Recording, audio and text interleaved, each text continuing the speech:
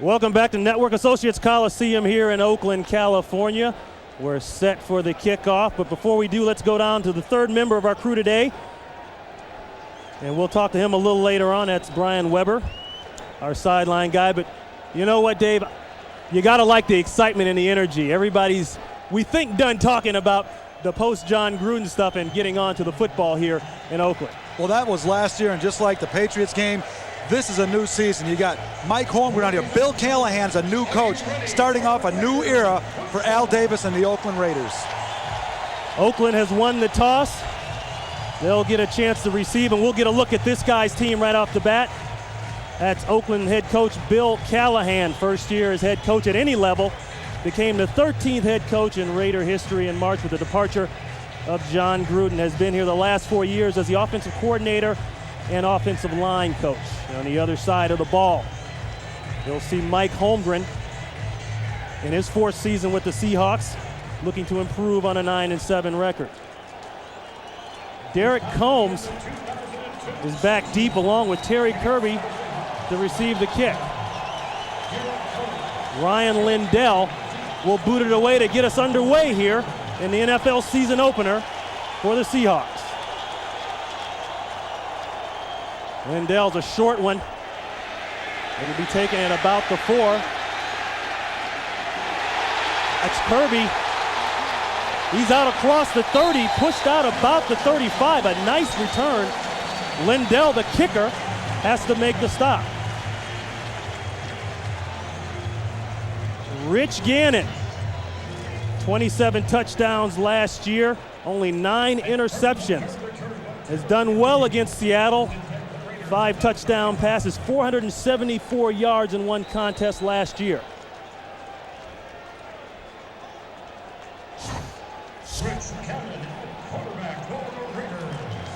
Raiders come out in the basic set. Charlie Garner is the tailback. Roland Williams comes over, sets on the other side. Gannon will check off. And we saw a lot of that, Dave, at practice. A lot of multiple formations and audibles. He'll pass right off the bat. Looking, checks it down. That's Richie. Richie stacked up. Sean Springs on the play, but not before he got 5. The Raiders' offensive line. Sims Stinchcomb, he's in for the injured Mo Collins. Robbins at the center, Middleton and Lincoln Kennedy, the Pro Bowler. The 2 Pro Bowlers inside, Jerry Rice and Brown, you know them. Hall of Famers, Richie, you saw him just there. Charlie Garner and Roland Williams at the tight end. Second down. In and out of the hands of Charlie Garner, nearly intercepted by the Seahawks. Well, we see right away early, one of the reasons Rich Gannon is such an effective quarterback is that he just gets the ball to players. He makes an audible right away, and very smart. Look at the defensive line. Chad Eaton did a lot of talking here on a radio show. We'll see what happens there. Isaiah Kazabinsky, you hear about him along with Simmons and Chad Brown. And the defensive backs, Springs finally healthy, Lucas, Robertson, and Tongue. This one's complete to Tim Brown across the middle. And Dave Craig, Tim Brown has made a diet the last 4 or 5 years of running crossing routes in the NFL. Tim Brown can find the holes and zones, and we see right away early in the game, Bill Callahan yesterday talked about up-tempo. The Raiders are coming out in a hurry-up, 2-minute offense, trying to throw the defense of the Seahawks off balance. A pickup of 9, and that's a Raider first down. The ball's at about second base.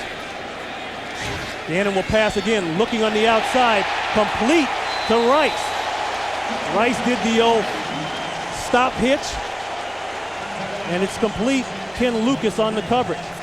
One thing that Rich Gannon noted right there, you get Jerry Rice one-on-one with anybody, and that's what Rich Gannon just noted right there. He was bump and run. He ran a little hitch pass, good timing route. You know, anytime you have Jerry Rice, you get the ball to him. And Dave, look at this, a no huddle. Raiders pulling a little something special out, and a lot of people here in the Bay Area and all over the country were interested to see what they were going to do. And now the Seahawks call timeout. The Seahawks call timeout. And one of the things, as you know, Dave, is when someone is running the no huddle on you, you can't get the right defensive personnel on the field. You as a quarterback, I know you love that. Well, you love that because Steve Sidwell, the defensive coordinator for the Seahawks, is making the calls. And Isaiah Kazavinsky, he's starting his first game, so he has to look over there, and he's also seeing these Raiders coming up there with their 2-minute offense. So Anthony Simmons, all of them, they're all questioning. They got him yelling and frustrated as an offense. That's exactly what you want to see, and that's why the Raiders started off the game with a 2-minute hurry-up offense. Definitely not a good picture if you're a Seahawks fan to see Anthony Simmons, one of your marquee players, with his helmet off pointing. What the Seahawks have to do is get somebody in that huddle, say, hey, calm down. They're trying to get us off our game a little bit. So somebody in the Seahawks defensive group there has to say, hey, let's calm down and play football and adjust as the game goes. And it's a good mark by the Raiders to come out early, and they have the Seahawks on their heels. So Gannon will reset the offense after the timeout. Larry Mitchell goes in motion, sets down again. Rice fakes the end around, hands off to Garner. Garner breaks through, he's got a hole. Garner all the way down to the 8-yard line, and a nice pickup on the play gashes the Seahawks defense for 29 yards. Ken Lucas on the tackle. Well, one of the things the Raiders, they've done right away early in the game is they start motioning players. They fake the handoff to Jerry Rice. The safety goes over to cover it, so he's out of position right there. Charlie Garner enables him to get right up inside the defensive line. A missed tackle there by Isaiah Kazavinsky, enabling Charlie Garner to get an extra 15, 20, 25 yards. Raiders bring on 2 tight ends in the formation. And there's a flag.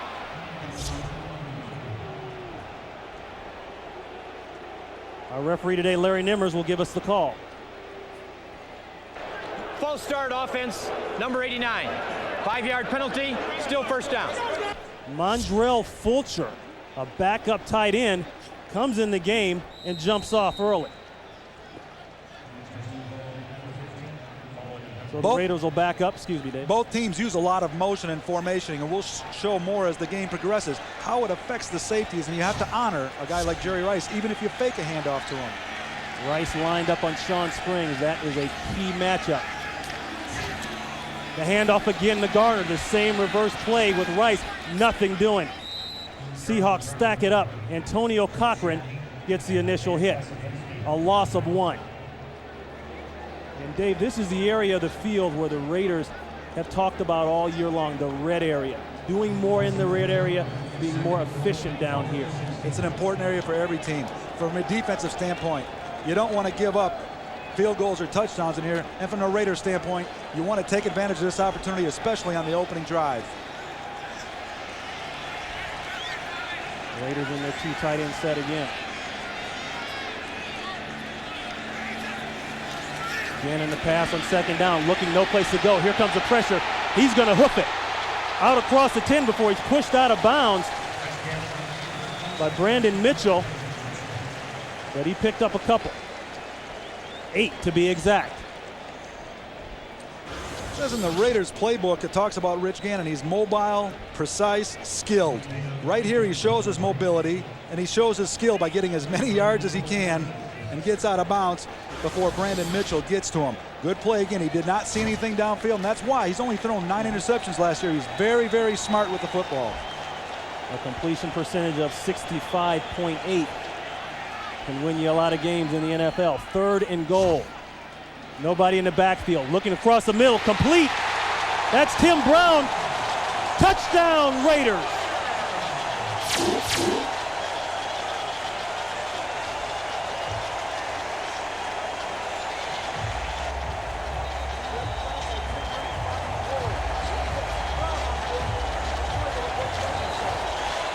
So in what was a pass-happy series for the Oakland Raiders, it culminates with a touchdown by Tim Brown. Smart play by Tim Brown. He found a hole in the zone. He sat there. We'll see right up here. That's where Tim Brown's going to be. Rich Gannon gets in the ball quick. Right now, all he has to do is dive over for the touchdown. Great start for the Oakland Raiders with the 2-minute offense. They go down and get the touchdown. And there's a Seahawk hurt on the play. We're not exactly sure what that number is. Looks like Anthony Simmons. And if that is indeed Anthony Simmons, Dave, that is a huge blow to this defense. Anthony Simmons A guy that a lot of people think should have been in the Pro Bowl. A lot of speed, can fly around and hit and make plays. You definitely need him in your center. Well, Anthony Simmons is one of the better defensive players, like you mentioned, for them. We'll see what the deal is with Anthony Simmons, but that will be a big loss for the Seahawks. And not only for this game, but for the future games. Remember, the Seahawks are in a new division full of wide receiver speed. Right there, you see Anthony Simmons is just circled. He got his right leg caught up. Yeah. His left leg got caught up. His right leg was stretched out, and his left leg got caught up. And just an awkward position for your leg to get caught up in. And hopefully Anthony Simmons will be able to return, but we'll wait and see. Sebastian Janikowski, who's had a rough preseason in terms of field goals, will come on to add the extra point. Tuiasosopo will hold with the injury to Shane Lechler. Yep, it's good. And we're 7-0 here, Oakland Raiders.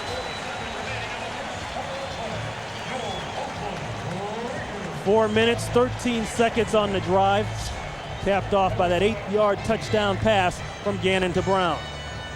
And we've got a flag on the play right by the goal line, a late flag.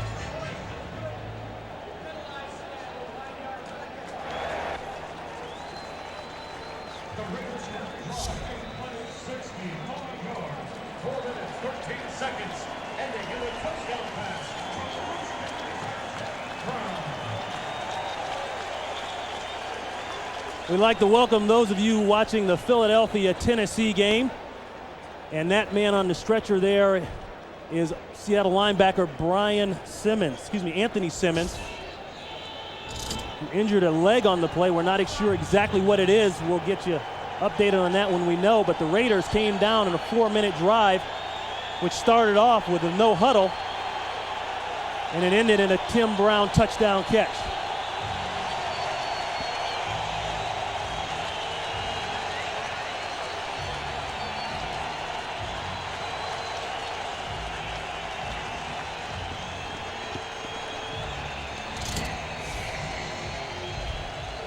We'd like to welcome those of you watching the Minnesota-Chicago game.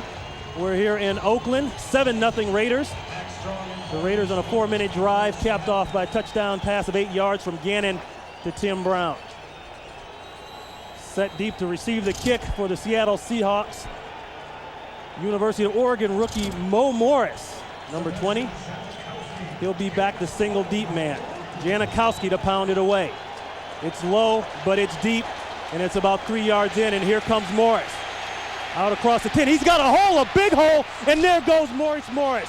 Maurice Morris just has to beat Janikowski, and it looks like Janikowski gets him enough so that they can make the tackle. A huge return for Maurice Morris. Terry Kirby finishes him off, but Sebastian Janikowski was able to slow him down and pin him to the sidelines. What a great start for a rookie, Maurice Morris, to take that ball 2 yards deep in his end zone. Great blocking at the point of attack right there. Maurice Morris, a big hole. All he has to do is run through it. Sebastian Janikowski did his job, pushing him to the sideline, not enabling him to score, allowing the defense to see what they can do with the Seahawks offense. 66 yards on the return. And now that's what you call helping out a struggling quarterback. Matt Hasselbeck will pass right up the bat. Here comes the heat. Looks over the middle, complete. That's Bobby Ingram, a man who's always dangerous in the middle. 16 yards on the pickup, and that'll move the chains. You see Matt Hasselbeck's numbers. Only 40% quarterback rating in the preseason. He did struggle. He was the man 2 years ago, was benched last year. Trent Dilfer hurt in the preseason. So now Matt Hasselbeck has to go. Hasselbeck turning around and talking to Sean Alexander. Play clock. He's got to rush to get this one off. He does, looking for the quick slant, complete. Corin Robinson, and he's very close to the first down.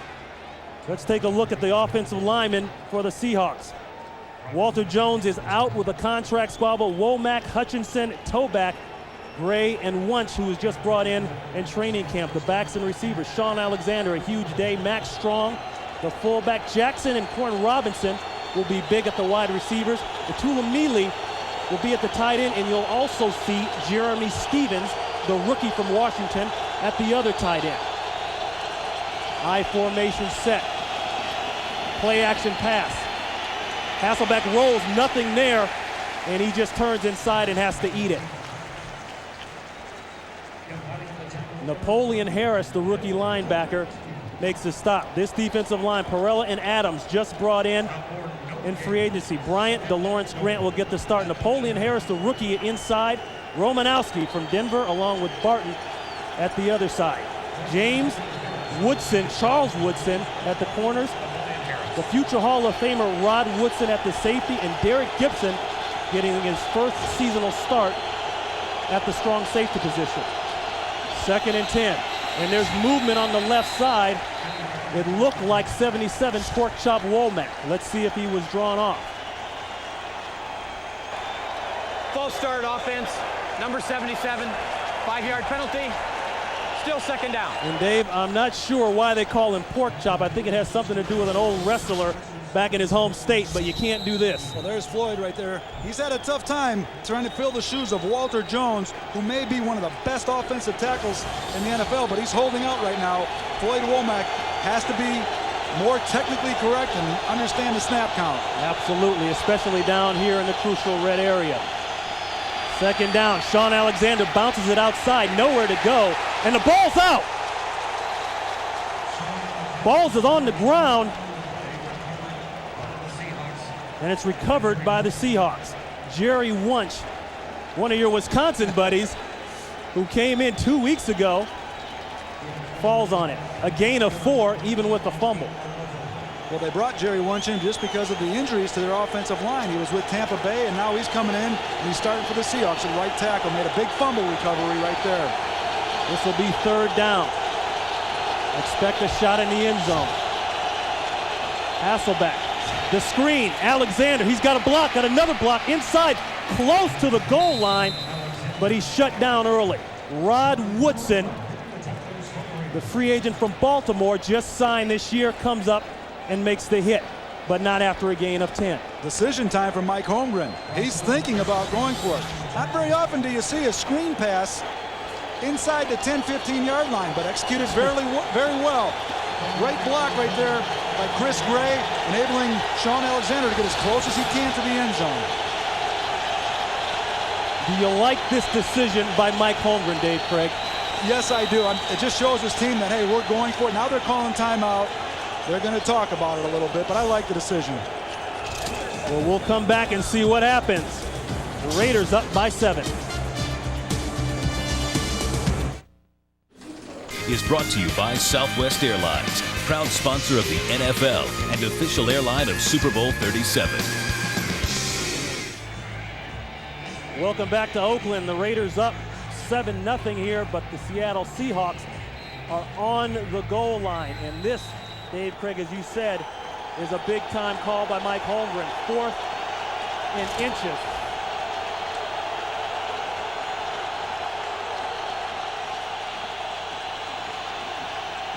Play action pass. Hasselbeck's in trouble. Throws. Complete. Touchdown. Tulamili, and the Seahawks are on the board. Everybody thought Sean Alexander was going to get the ball. The Raiders thought that. Matt Hasselbeck did a great job throughout this drive. Excellent patience right there. Mealy did not show up and get open until late. You're right. In the progression of the pass. Hasselbeck was patient, got him the ball. Got open, he did, and Lindell will come on, attack on 1. He ties things up here in Oakland. And we wonder, Dave, what would be the recipe for Matt Hasselbeck, being that he did struggle in the preseason. Would a Mike Holmgren put most of the onus on the running back Sean Alexander, considering he had the huge day up in Seattle last year? Or would he do just what he did, put it right in the quarterback's hands? We'll be back in a moment. Fox NFL Sunday is brought to you by Sprint, introducing PCS Vision. clearly a whole new way to look at wireless. By Visa, it's everywhere NFL fans want to be. By Ford, no boundaries. And by Coors Light, the official beer sponsor of the NFL. Cool down easy. A look at the Bay here in Oakland. And the weather much different, Dave, than the last game the Raiders played. Different for a lot of reasons. Well, this is a lot different than the last time they played, but they know right now early they have a game on their hands, and the Seahawks came to play, going for it on 4th down with 1 yard to go and converting. Lindell kicks off. Kirby and Combs are deep. That's Kirby. He kind of slides down around the shortstop area, and that's where the Raiders will take over. We're locked up at 7 here in Oakland. Rated E for everyone. Listen. Anytime you have a Sean Alexander in your backfield, if you're a defense, you have to honor him. The Hasselbeck fakes it to him, shows a lot of poise, gets around and finds Mealy in the back corner of the end zone. Great confidence booster for Matt Hasselbeck early in this game. Gannon hands off to Garner. Garner gaffled up immediately on the play. Chad Eaton. And Eaton did his share of talking here in the Bay Area on a radio show about what he didn't like about the Raiders. He grew up learning about the Raiders-Seahawks rivalry, and he brought that on the radio down here and kind of made a few people mad by some of his comments. No gain on the play there, and that makes the Seattle Seahawks coaches very happy. Gannon will pass. Brown slipped down. Excuse me, that's Rice who slipped down right about the 30-yard line, and it's incomplete. Robertson thought he should have had the ball. And a quick update, Anthony Simmons, ankle injury. He is questionable for today. 55 Marcus Bell comes in to replace him. The game's starting to settle down now a little bit. Early, a lot of excitement. The first opening game of the season. Excitement, 2-minute drive, then the Seahawks come back. Now it's settling down into a football game. 3rd and 10 for the Raiders. Brown comes in motion. Gannon holding. Complete, not complete. Looking for Ritchie, and it's knocked out by Marcus Bell. Right now, let's go to James Brown in Los Angeles for this game break. Hey, Ron, Packers trailed by 11 at the half, fought it into overtime, all knotted at 34. Ryan Longwell's 34-yard field goal gives the Packers a victory over the Atlanta Falcons. Back to Ron Pitts and Dave Craig. Big time, JB, the Packers pull it out like good teams always do. Kevin Stemke will punt now for the injured Shane Leckler, who's battling a quad. Bobby Ingram is deep to catch. He waits for a fair catch, and he does about the 34-yard line. When we come back, Matt Hasselbeck, we'll see if he can put together another good one as we're tied up here in Oakland. Here's what's gone on. Gannon with a nice drive, capped it off with an 8-yard touchdown to Tim Brown. Hasselbeck, a nice drive of his own. He hit Tulamili for the touchdown, and that's where we're at 7-7. Hasselbeck looking down the field. He's got it complete. A Tulamili again. And the Raiders are getting opened up in the middle of the field, Dave Craig. And with all those new starters on defense, the guys we talked about they brought in, you think maybe they're a little out of sync? Well, one thing there's Sean Alexander happy. A lot of play action has been used because of the fact that they want to stop Sean Alexander from gaining 266 yards. And right there, Derek Gibson, the strong safety, getting his first start, sucked up on the play action, allowing the tight end to get behind him. Hawks in a 4 wide-out formation. Hand off. Alexander, nothing. Romanowski's in on the hit. And I'm sure he'll be seeing a lot of Romanowski. Another reason they brought in a guy like that to deal with the running game. Well, they brought in a lot of players. You got Rod Woodson back there, an experienced free safety. Bill Romanowski came over from the Broncos, which still to me is absurd that you came from the Broncos to the Raiders, but he wanted to come here and help Mr. Davis win another championship. No gain on the play, 2nd down and 10. 2 tight end formation for the Seahawks.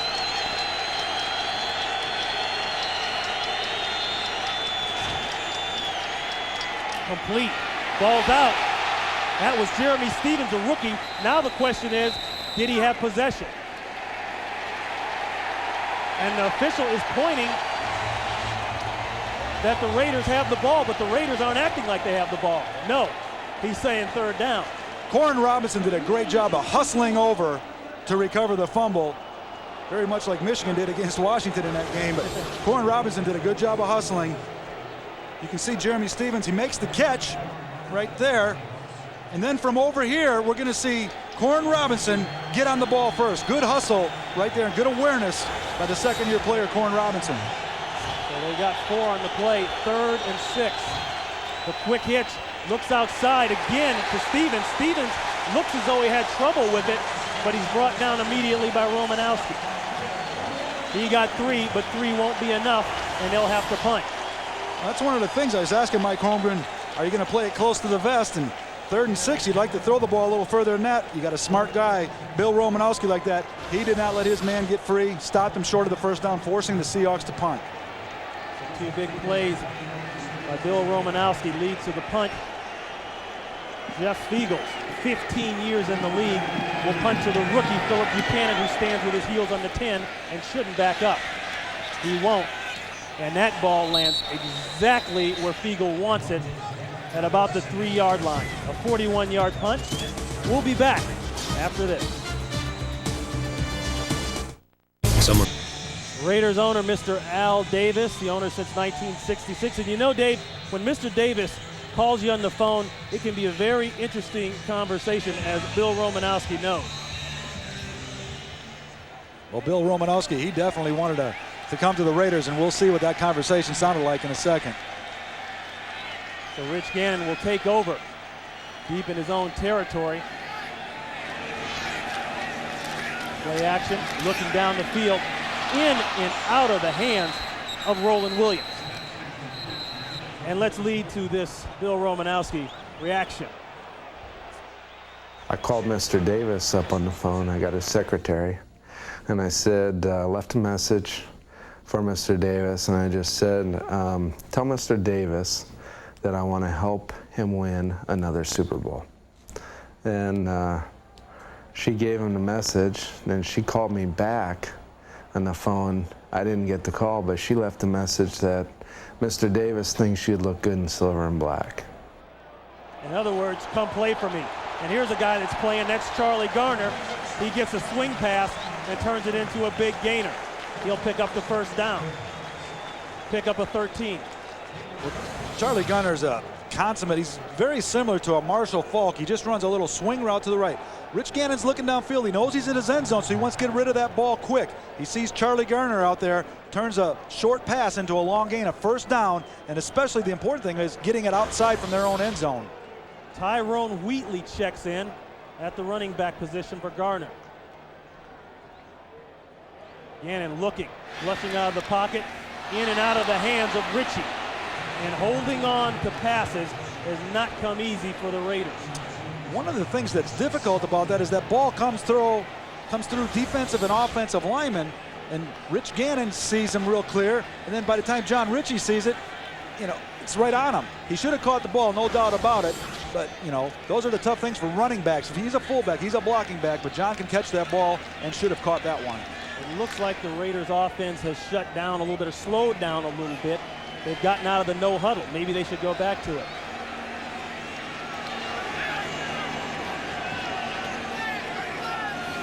Williams in motion.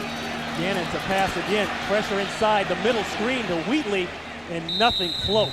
Tackled immediately by the double Harvard major, Isaiah Kazavinsky, who we've heard a ton from in preseason. Isaiah Kazavinsky is very interesting. His dad is a janitor back east.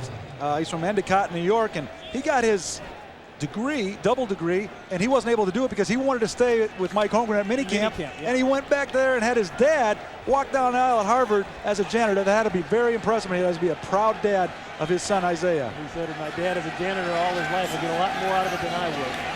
Third down, Gannon in trouble. Here comes the heat, and Rich Gannon will go down. Rich Gannon almost fumbled that ball back there when he was in the pocket. It slipped out of his hand a little bit, so the important thing was that he regained the ball. But you got to give a lot of credit to the Seahawks secondary. They're shutting down the Tim Browns and the Jerry Rices. Rich Gannon is standing back here an awful lot, trying to get the ball downfield, and the ball almost comes out of his hands. He barely hangs on to it and was able to hold on to the ball, but he still got a sack. The defense got to him, and you know, it's a tough thing right now for the Raiders offense to get any passes downfield because of the secondary of the Seahawks. A loss of 8. Marcus Bell was in on the initial tackle. Here's the punt return. Here's Ingram. Ingram dances, and then the music stops at the 35.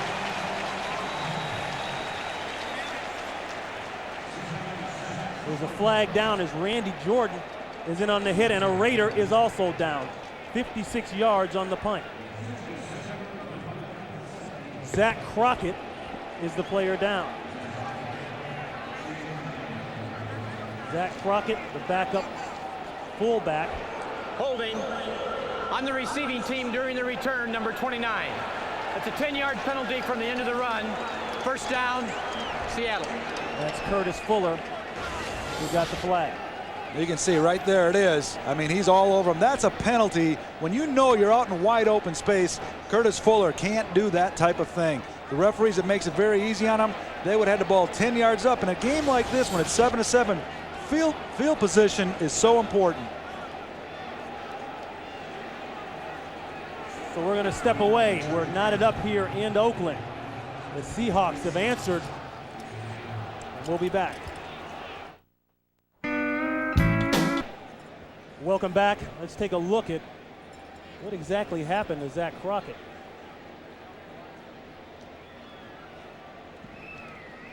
He comes in on the tackle there. He's the Raider on the ground. He actually made the tackle.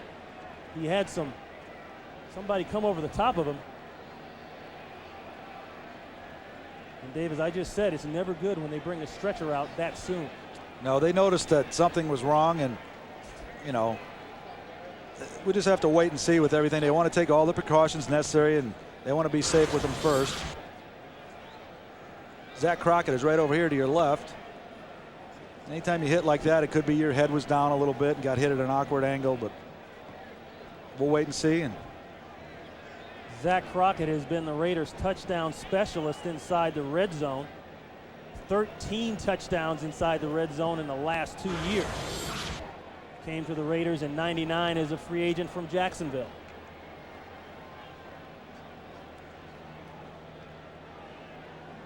Zach Crockett is very well liked by his teammates. A great player on their short yardage teams, and he's been around for a while, and a very good player for him. You know, you look at this Raiders offense, and there was talk in the offseason about getting Tyrone Wheatley more involved. He had some problems with fumbling in the year last year and catching the ball out of the backfield. And then that brings up another question about your overall depth when you get a guy like Zach Crockett down. Well, one thing the Raiders have is depth at the running back position. And I was talking to Callahan. I said, well, why don't you get Tyrone Wheatley in there? We were talking about what kind of back he was, and he's strong, he's physical, he's coming to camp in great shape. He'd be the type of back that you want to put in there at short yardage, and he might get his opportunities here later on during the day, because the Raiders do have a lot of good running backs here, and like we talked about, they have a lot of new players here. Sam Adams and a bunch of others. We'll be back to Oakland here in a moment. We're tied up 7-7. Both still out on the field attending to Raider running back Zach Crockett. Boy, this is always a tense time. You hate to see a guy lay out for that long. Well, one thing for sure is in the last 3, 4, 5 years, in the last couple of years with a lot of things that have happened, is that the medical staffs on both teams are more prepared. They're more aware of certain things that happen and all kinds of different injuries. You know, the new talk has been about the new helmet brought into the NFL this year, the concussion aid helmet that's supposed to reduce the concussions, or at least reduce the severity of concussions. Well, concussion helmets are good for that simple fact that they are built to stop from a concussion, a concuss. And what happens is you get you got more suspension padding, more support, and when you get hit at awkward angles, there's not really a lot of things you can do. I don't care what kind of helmet you wear, and these are the types of things that can happen, and you know that as a player.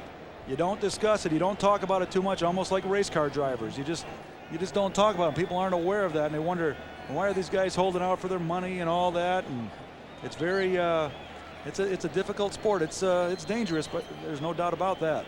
Obviously, the staff's being very, very careful, very delicate with this situation.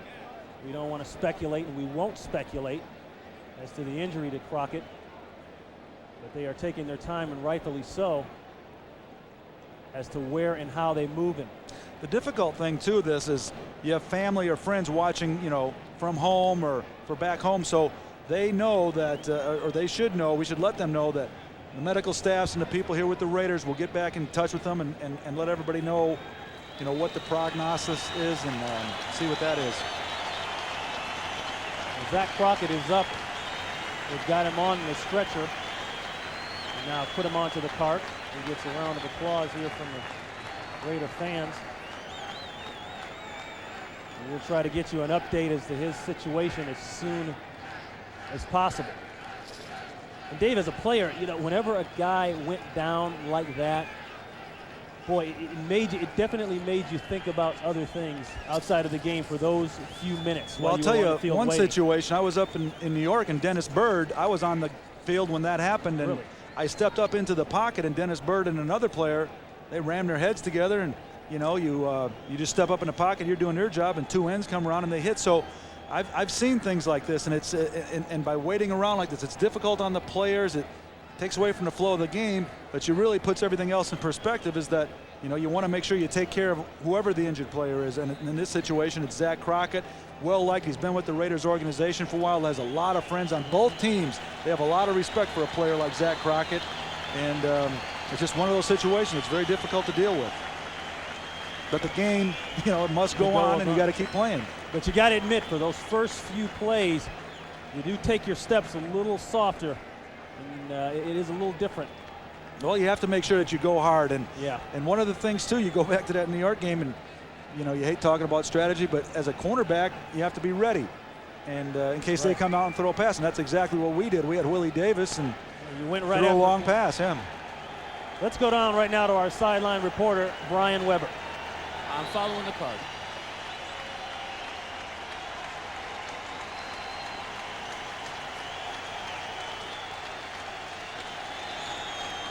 So right now the Raiders will be on defense.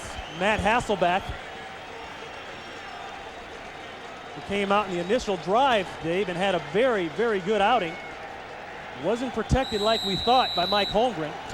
We saw a little bit from Sean Alexander, but you know what? The Raiders got after Sean Alexander. They have stopped Sean Alexander, but they have not been able to stop Matt Hasselbeck, and he's shown a lot of poise and composure back in the pocket. The Raiders in a 3-4 look. 3 down linemen, 4 linebackers. Hand up to Alexander, and he's caught behind the line. Barton on the play. Let's go to James Brown in Los Angeles. Of Denver doing his best to get his teammates confidence. Here he's hooking up with Rod Smith on a 7-yard strike. That made it 7-0, and a Jason Elam field goal has made it 10-0. Make it now 10-3 over St. Louis. Back to Ron Pitts and Dave Craig. Thank you very much, JB. They got a burner going on there. We got one right here. A loss of 2 on the play.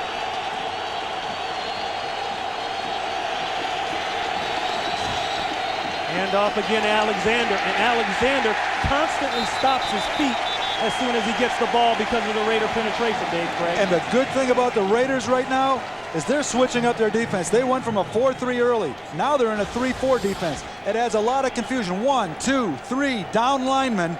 Howie Long's old number, worn by Perella. You got 4 linebackers in there. They're doing different things, different schemes, and the reason that works and is effective is it confuses the offensive line of the Seattle Seahawks. You don't know who to count as a linebacker and a defensive lineman. It's difficult to get them in the running game and in pass protection, so they're going to go back and forth on this to confuse the Seahawks linemen. 24 seconds left here in the quarter. 3rd and 11. Hasselbeck from the shotgun, looking down the field. Here comes the heat. He gets it away. The question is, was he in the grasp? It won't be an issue, apparently. Here comes Larry Nimmer. It was a sack. He was in the grasp, and that will bring on a punting situation. for the Seattle Seahawks. Tempo has a lot to do with a football game, and the Raiders want to get the tempo back for them. They've done it successfully by changing from a 4-3 to a 3-4 defense, stopping the run twice and making a sack. A loss of 7. We'll bring on the punt by Lindell, but not before the end of the quarter. So we had a lot of fireworks, and we're all tied up. The Raiders 7, the Seahawks 7, and a lot of action left to go. We'll be back to Oakland right after this.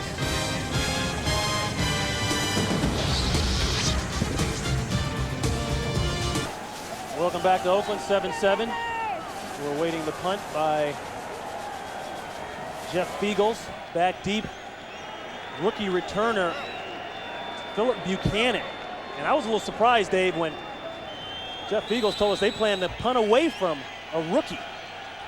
Well, Philip Buchanan was NCAA Special Teams Player of the Year and was one of the top 3 finalists for the Mosi Tatupu Special Teams Player Award. So he can do things, be dangerous when he gets the football in his hands. He's got a chance to be dangerous now. He cuts up inside, makes one spin, got across the 40. We've got a flag down. Tackle on the play by Curtis Fuller. And let's check out the flag. And the call goes against the Raiders. 48-yard punt by Feagles. Defense, number 22 lined up in the neutral zone. Defense offside, 5-yard penalty, will re-kick. And that's the veteran, Terrence Shaw, the free agent from New England. You don't expect that, and Bill Callahan doesn't like that. Raiders have been known to always have little penalties, you know, the offside. A lot of little penalties. Anything, and it just keeps adding up, and of course then it ended up in the Super Bowl where they have a call go against them, so they have penalties, and the referee looks into the TV monitor. Everything kind of seems to go against the Raiders. And even talking to some of the Raider players, they scratch their heads and say, you know, sometimes we wonder if we don't get more than our fair share of suspect calls. The Al Davis mystique lingers even amongst the players. They said they would hope the NFL wouldn't be like that, but sometimes they don't know. So Feagles will do it again, and Buchanan will be deep again. Not a good one, an end-over-end punt, short. Buchanan's got room. He's inside, he's got through the first wall to the outside, breaks 2 tackles before he gets across the 40 to about the 38-yard line. Willie Williams makes the stop, 37-yard punt. That is a prime example of why you want to kick it away from Philip Buchanan. He goes north and south very quick.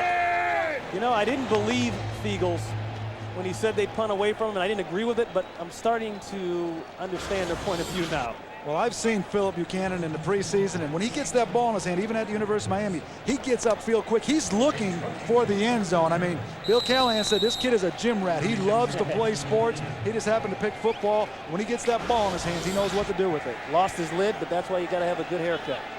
22 yards on the return. 22 yards, it doesn't matter what your hair looks like. 1st and 10 Raiders. Play action pass. Gannon looking deep. He's got a man deep. That's Tim Brown. Oh, in and out of the hands. And it looks like Sean Springs came over at the last moment and got a hand on it. That was a great play by Sean Springs because Timmy Brown did have a step on the secondary. And again, play action coming into effect here. You fake the handoff. Good fake right there by Rich Gannon. He looks down deep, sees that the weak safety bit up just enough to enable Tim Brown to get back there. I'm not sure it got tipped all that much. Tim Brown could have caught that. He's looking at himself. There's a penalty on the play. Flag on the play.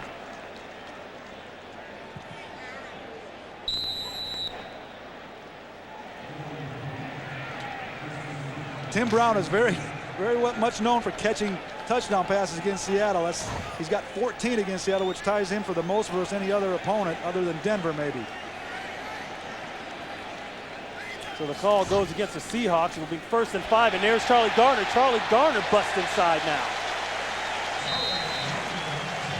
Charlie Garner picks up 13. Because of the fact that Matt Stinchcomb and Barrett Robbins and Frank Middleton, the interior part of the line for Charlie Garner's there, they also bring Jerry Porter over, and they keep faking those reverses. It takes a safety, an extra secondary man in from stopping the running game, but the interior line of the Raiders is very effective right now. Raiders in and out of the huddle very, very fast. I formation. Garner, look at the hole. Garner past the 5. Touchdown, Charlie Garner.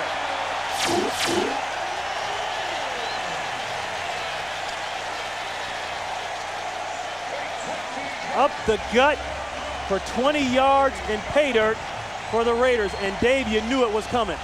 Well, that's twice in a row now. Chad Eaton did a lot of talking about the Raiders, but they are running right up the middle. There's Chad Eaton. I don't want to talk bad about him, but I'll tell you what. There's the defensive line, and the Raiders are just manhandling the defensive line. Charlie Garner, Ron Pitts, anybody could have run through there. I don't know if we had a speed to get past Marcus Robertson. Great line, great hole by the offensive line of the Raiders. Janikowski will add one more, and we're 14-7. So everybody's putting together drives. This is an exciting one. We'll be back right after this. Sunday is brought to you by Volkswagen. On the road of life, there are passengers and there are drivers. By Taco Bell, think outside the bun. By Miller Lite, life is best told in a place called Miller Time. And by DirecTV, movies, music, and exclusive sports from the leader in digital satellite entertainment.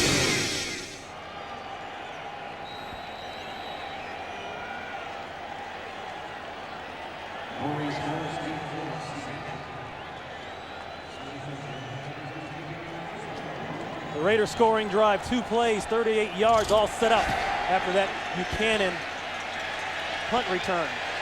Janikowski kick is very deep, and Maurice Morris won't bring it out.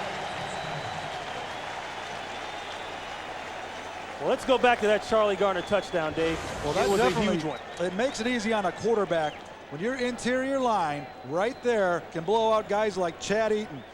You know, you got Barrett Roberts, Frank Middleton, Matt Stinchcomb. They're doing the job. He does not get touched and just guts that defense. That makes it real easy for a quarterback and very demoralizing for a defense and for Steve Swindell of the Seattle Seahawks, the defensive coordinator.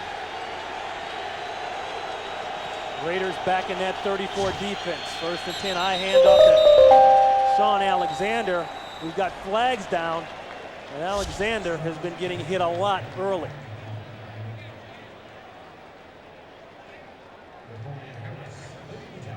Larry Nimmers will give us the call. Prior to the snap, false start on the offense. Right guard. 5-yard penalty. Still first down. That's Chris Gray, number 62, who gets flagged for leaving a little early. Please set the game clock to 13:51. You know, big question, Dave, was could the Raider defense get on the same page fast enough? We talked to Rod Woodson about that the other night. Well, we did talk to him, and Bill Romanowski says maybe we won't be on the same page communication-wise, but we do have athletes and players, and if we just play football, we'll be fine. 1st and 15 for Hasselbeck. Play action, looking down the field, checks down. That's Corin Robinson. Robinson looks like he was going out of bounds, then takes it right to Charles Woodson. Woodson's not having much of it.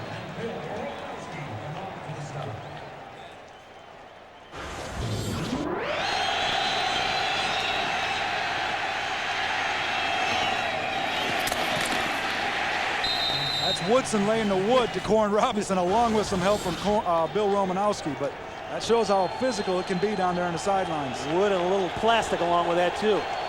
You don't know what Romanowski has inside of him. True. 2nd down, here comes the blitz by the Raiders. Woodson gets picked up on the blitz. Hasselbeck has time, the ball's knocked out. It's a free ball, let's see how they call it. Oh no, here we go again.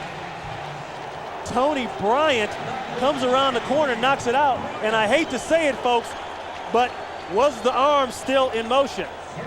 They might have time to review that if they want to, but I'll tell you what, Max Strong did a good job of picking up Rod Woodson. We'll see Max Strong right here in the top left of your corner. He did. And then Woodson comes from right there. That's how you pick up a blitz. That's how you stop teams from blitzing, enabling Hasselbeck to get more time. But they still didn't stop the end rushing up from the Raiders. Well, the Raiders won't even bother to try to challenge the incomplete pass. Hasselbeck on the hoof. Nothing downfield, so he gets out. Hasselbeck is upset. He throws the ball down at Napoleon Harris. So the third down play results in 4 yards, but not enough for a first down. Let's take a second look at this play.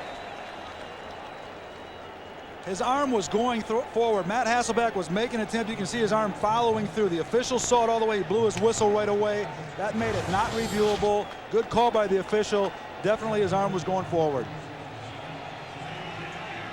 The Eagles will punt again to Philip Buchanan. Buchanan had 22 yards on the return last series and set up the touchdown. Steve Fair catches this one at the 32-yard line. We'll step away. We come back. The Raiders will take over. 1st and 10. So you're signed up with 31 premium movie channels and NFL Sunday Ticket. Great. Yes. That's your move? Yes. It's a big play, man. DirecTV, come on, show me what you got. Whoa. We gotta work on this. That's right. That's right. Yellow copy's yours. NFL Sunday Ticket. Up to 14 regular season games every Sunday. And it's not on cable. Now get our best programming package free for 4 months. Wait until you hear this. This is so cool. Stop. We met. Cool? Cool. Cool is why my son needs new sneakers every month. Cool is why my daughter's hair is green and her boyfriend has a bolt through his nose. Cool costs me money. Cool. You were saying? This online purchasing system could save us millions. Millions? Cool.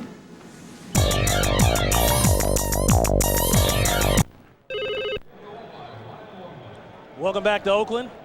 The Raiders up by 7. We're going to take a look again. After this play, we'll take a look again at that incomplete pass by Matt Hasselbeck. Tyrone Wheatley fakes the handoff. Gannon to Tim Brown, who's wide open, who can still get up and run. He's out across the 50 to about the 48. Reggie Tongue on the play, but not after a pickup of 20 yards. The Raiders back into that hurry-up offense that they started the game with that gave the Seahawks trouble. And the thing about that, David, you got to get out of the huddle fast so you can make your audibles on the line of scrimmage. Exactly, and he's got plenty of time. He still had 13 seconds on the 25-second clock. Gannon looking inside, nothing there. Tries to dump it over the middle, Mondrell Fulcher, and Fulcher's having a rough day so far. Mondrell Fulcher is having a tough time, and so is Isaiah Kazavinsky. He's vacating his area, not only on running plays, but also when the tight end comes over the middle. He's reacting too quickly to things and not letting the game flow. Isaiah Kazavinsky really getting his first seasonal start, replacing LaVon Kirkland, who was let go in the offseason. So you got to believe there's a lot of things going through his mind, and he's already 100 miles an hour anyway. Well, even if you're from Harvard, it's a tough game to quickly grasp in the NFL. Gannon will pass again. Looks, has plenty of time, dumps it to Wheatley. Wheatley's pushed out of bounds by Sean Springs, but not before he picks up a couple, and he's very close to the first down. That was the key, Ron, like you just said. He had plenty of time. He went from the first, second, third to the fourth receiver, finding Tyrone Wheatley, and that tells you the offensive line for the Raiders is doing a great job, and the Seahawks defensive line is not getting quite there. Number 70 reports eligible for Oakland. You see Rich Gannon all that time. He's standing back there finding, finally, his fourth receiver in the progression. I mean, that's the way you draw it up as an offensive coordinator. You never expect it to get thrown to Tyrone, but if you got that much time, you'll find him. Pickup of 9. And now here comes Tyrone, and that's a load. Tyrone Wheatley busts across the middle, and he'll get the first down. Tongue and Lucas bring him down, but he got 11 before they got there. And one thing Tyrone Wheatley will do, he'll lower the shoulder and put a hurt on you at 235 pounds. Well, he runs this behind Lincoln Kennedy, and he gets his knees going up in the air a la John Brockington of the old days back in old school football. Back there. But he gets up there behind Lincoln Kennedy and John Ritchie. Great running and great blocking at the point of attack. First down, Jerry Rice on the end around. Fakes, hand off to Wheatley. They've run that play several times already. And you know sooner or later, Jerry Rice is going to get the ball on that backside. Well, even if he doesn't get the football, the defensive ends for the Seattle Seahawks, Lamar King or Antonio Cochran, depends which side you're coming to, and the safety, they keep looking at Jerry Rice, and that leaves big holes in there, big voids that not only has Charlie Garner run through, but Tyrone Wheatley's been able to run through them as well. So the fake reverse takes 2 or 3 defensive players out of the position. I suppose if you've seen Jerry Rice, I would leave too. Second down and 6. Gannon, look at the time. He slides, still has time, Pump fakes, goes over the middle, complete touchdown to Charlie Garner. He was close to being over the line, but that much time. Rich Gannon has entirely too much time to throw the football. Garner is just waiting for something to happen. Very effective drive. Rich Gannon gets outside of the pocket, looks, patiently looks, makes it look so simple. Marcus Bell trying to get over there, but too late. Janikowski on for the extra point. Not much of a rush, and it's 21-0, 21-7 Raiders. The Seahawks have to get it going. NFL Sunday is brought to you by UPS, the official delivery company of football fans everywhere. Welcome back to Oakland. The Raiders up 21-7. Next week on Fox, NFL Sunday kicks off with America's #1 pregame show with JB, Terry, Howie. They get you ready for kickoff. And then Brett Favre and the Packers visit the Big Easy to take on Aaron Brooks and the Saints. Or you'll see Jake Plummer and the Cardinals visit Sean Alexander and these Seahawks in an NFC West, sounds a little strange, West showdown. Or you'll see the Giants battle the Rams. Coverage begins at noon Eastern, 9 a.m. Pacific, right here on Fox. And that kick is hammered to the corner, taken by Max Strong. He tries to strong arm his way inside, but he's down at about the 15, 14 yards on the return. And talk about time, Dave Craig. This is ridiculous. Well, I'll tell you what, the secondary for the Raiders has done a good, for the Seahawks has done a good job. The Raiders receivers are having a tough time getting open. When you're allowed to throw it to your 4th and 5th receiver and find him downfield, that means you got a lot of time. Mobility is definitely there with Rich Gannon, but the defensive line for the Seahawks has to get there.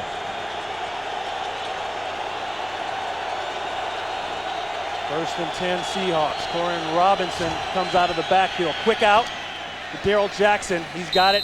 He's got a couple before he's brought down by Charles Woodson. A quick update on the injury to Zach Bronson. Zach Crockett. He's been taken to a local hospital. It is a neck injury, but he does have movement and feeling in his extremities. Once again, he does have movement and feeling in his extremities. So that, Dave Craig, is extremely good news so far.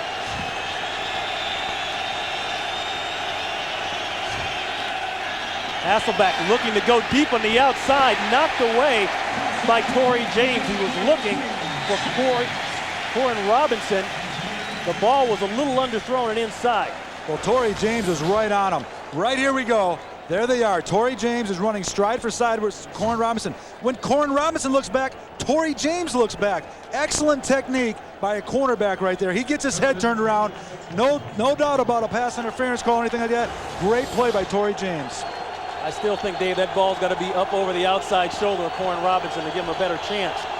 That would have helped. 3rd and 3. Hasselbeck makes an adjustment. He hands off. Alexander stacked up again.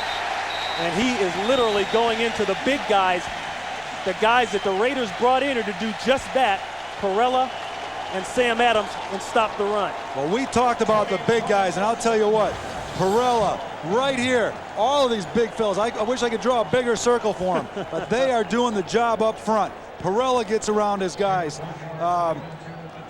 Napoleon Harrison or Sam Adams, I mean, they've made some acquisitions to shut down the run and stop Sean Alexander, and they have done just that so far today.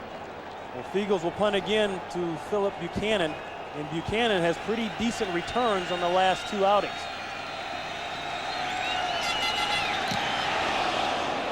This one has a little hang time on it. He'll have to fair catch, and he does. So that's where the Raiders will take over at the 32-yard line. They're up by 14. We'll be back after this.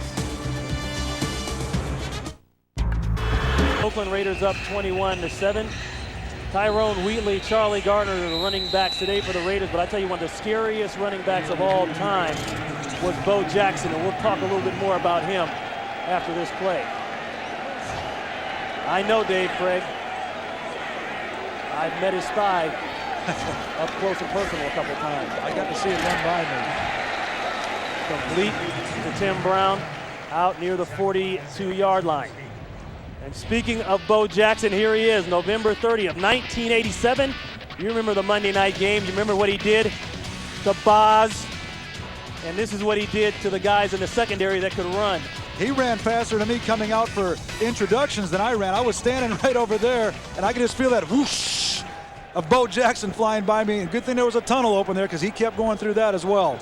221 yards, 91-yard touchdown run there. And here goes Wheatley. He may have got 9 inches. Chad Eaton scrapes over and makes the play. And Dave, what's going on inside? You know, we thought the Seattle Seahawks offensive line would have the problem. They don't have Walter Jones, you know, the big tackle on the outside. Yeah, they had to move some people around. They just brought in Jerry Wunsch. You know, but it's the defensive line of the Seahawks that's given up the big runs. It is the defensive line of the Seahawks that's causing them problems. Otherwise, the Seahawks are playing pretty good, but they have to, this is a critical drive, a critical part of the game right here because they don't want them to get ahead 28 or 24-7. Very critical series for the Seahawks. Randy Jordan, 28, checks in at running back for the Raiders. Gannon checks out of that play into something else. Looking wide open is Jerry Porter. Smart quarterback. 3rd down and 2, 3rd down and 3.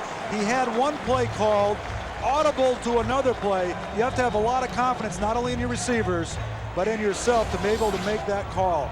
Good job by Rich Gannon, and Jerry Porter got to be a part of that offense right there. 3rd and 3. 18 yards on the pickup, and it makes you wonder, is this checked with me a new thing for the Raiders that we'll see for a long time? Oh, I think they've always had it. Rich Gannon has been able to do it, and to go for it on 3rd down, his coaches have a lot of confidence in him to let him do that. Play action pass. He looks deep. Checks up underneath, complete. That's the tight end, Roland Williams. And Williams gets in on the action. And there just doesn't seem to be anybody like an Anthony Simmons in the middle of the field. That's why it seems wide open. Well, they also miss a John Randall coming up there being able to put pressure on a guy like Rich Gannon. You got to give a lot of credit to Barry Sims and Matt Stinchcomb, numbers 65, 74, and Barrett Robbins, the center. And Frank Middleton, the right guard, and Lincoln Kennedy, the right tackle. They are giving Rich Gannon all sorts of time to get that ball downfield. Gannon 9 of 15 for 106 yards and 2 touchdowns.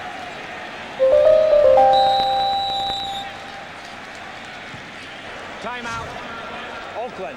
That's their first team timeout. It'll be a 30-second timeout.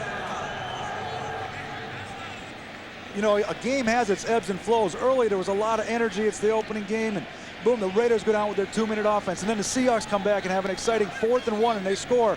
And then we said the game settled down a little bit now, but the Raiders have had 2 scoring drives since then, and that's been the change in the momentum.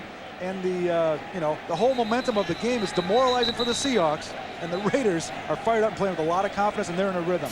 And what Rich Gannon has, above all else, is a lot of time to throw the football. He's got a lot of time and a lot of weapons to throw that football, too. When you throw the ball to Charlie Gardner, he caught like 72 passes last year and was ranked 3rd on his team, and we can know who the other 2 players were, Tim Brown and Jerry Rice, that were ahead of him. So he's got a lot of weapons.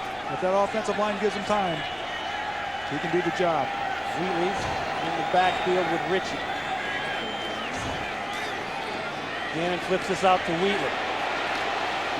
Wheatley tries to run over one and almost did, but Chad Brown is able to bring him down.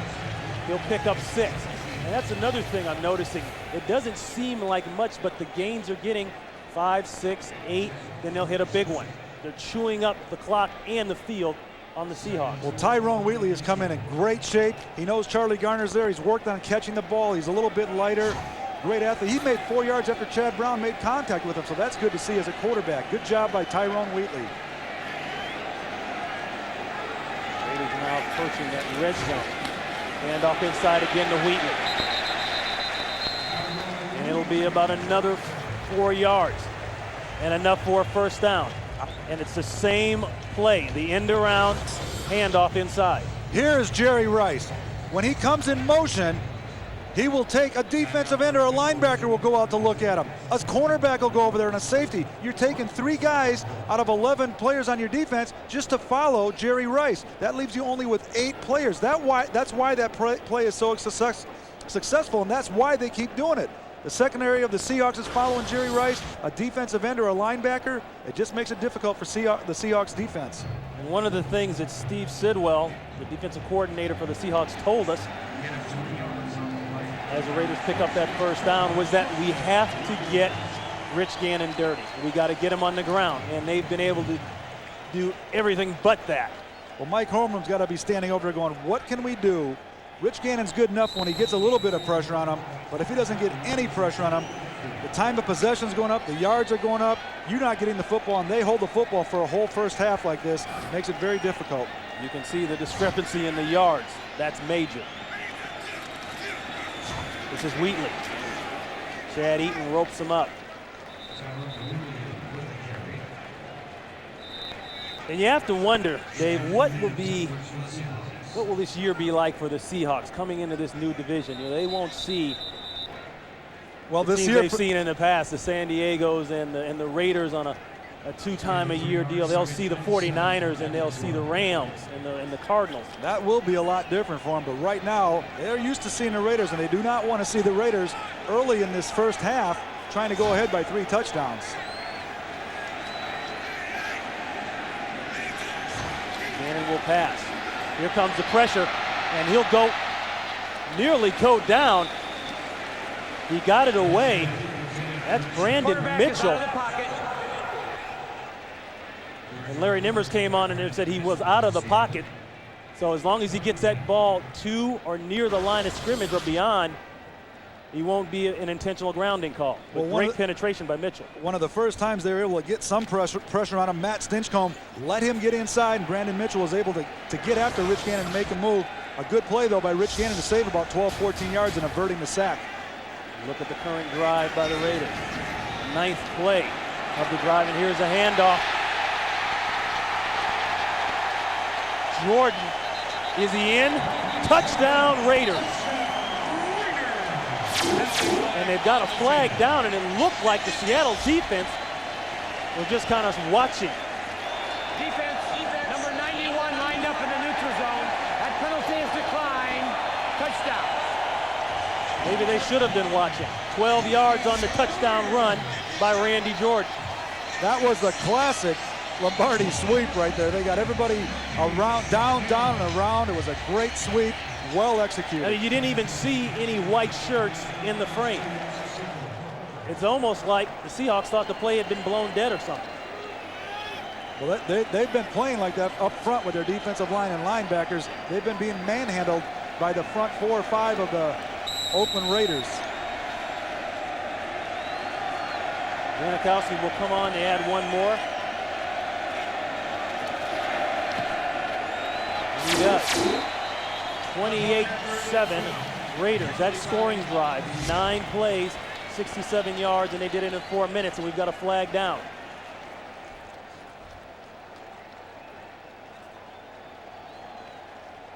Defense, number 24, lined up in the neutral zone. The extra point is good. The 5-yard penalty will be assessed on the kickoff. And that's Sean Springs, and how much you want to bet that Mike Holmgren drills his team on where the neutral zone is this week. You're going to see Matt Stinchcomb. He's going to make a cut block right there. That enables him to get through. John Ritchie, he makes another play on Ken Lucas. That's just what you do. That's the perfect design for a football play right there, enabling the Raiders to take it in. You had great blocks by everybody on the offensive line.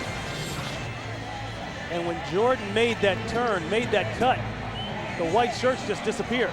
And after the initial force, there was nobody there. Great cut blocks at the point of attack. You had people black all over that white of the Seattle Seahawks. That is designed very much like Vince Lombardi used to do it with Elijah Pitts, with John Brockington and all those. You remember those old guys? I do. I grew up watching the Packers, man, and that's why I still love this game. Well, the best story I've heard is how Chad Eaton, when he was in 7th grade, you were like his hero, man. He got your autograph. Well, I'll tell you, it does make you feel a little bit old, but they still do remember that you used to play a little bit. And Chad, I gave him an autograph when I was 6 or 7. He remembers the Raiders-Seahawks rivals, and he probably got carried away on television or on the radio, whatever he was doing, and the Raiders didn't forget that.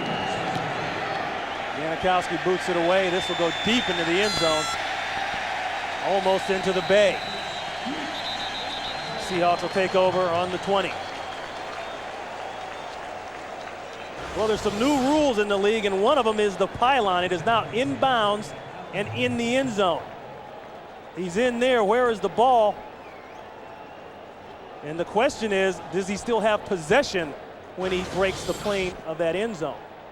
Well, as long as the ball crossed the plane of the end zone, the pylon rule didn't come into too much effect there. But had he touched the pylon with the ball and it crossed the plane, that would have been a touchdown. You can see where it is right there in the end zone. Rich Gannon, by the way, 13 of 20, 155 yards and 2 touchdowns. He's fairly comfortable today. And this guy here, Matt Hasselbeck, has to turn it up a notch. He'll do it right off the bat. Throws complete. Corn Robinson Dans gets away from Napoleon Harris and makes a nice pickup out of it. And these 2 receivers, as everyone in the Seattle area has talked about, will have to be big this year. I can't think of a better time than now for them to get big. 10 yards on the pickup. Well, the guy they worried about, Matt Hasselbeck, he's done his job. He's been okay. He's done his job. The Raiders have said, we're going to have you beat us, Matt Hasselbeck, and he hasn't been able to do that, but he's been effective in the passing game. Seahawks in a 4 wide-out formation. Definitely thinking pass. It is. Complete again to Robinson, but he drops it. He had it and actually looked like he took a few steps but wasn't able to pull it in. Now, Corn did a good job recovering the fumble earlier by Jeremy Stevens, but you know what? He's need to get back in that ball in case it is a fumble. And we've got a flag down. Nimmer's preliminary call against the Seahawks. Hasselbeck on the day. Holding. Offense number 61. 10-yard penalty. Still first down. That'll push him back. That's Robbie Tobeck, the center. Hasselbeck, 10 of 13 for 82 yards and a touchdown. So as you say, Dave, he's been okay. There's your center right there. He's got his hands on people, but you know what? Sometimes, I mean, there's holding a lot. I don't see too much with that particular play right there. He's in there trying to block 2 guys, and he might have got his hand outstretched a little bit. That one they could have let go.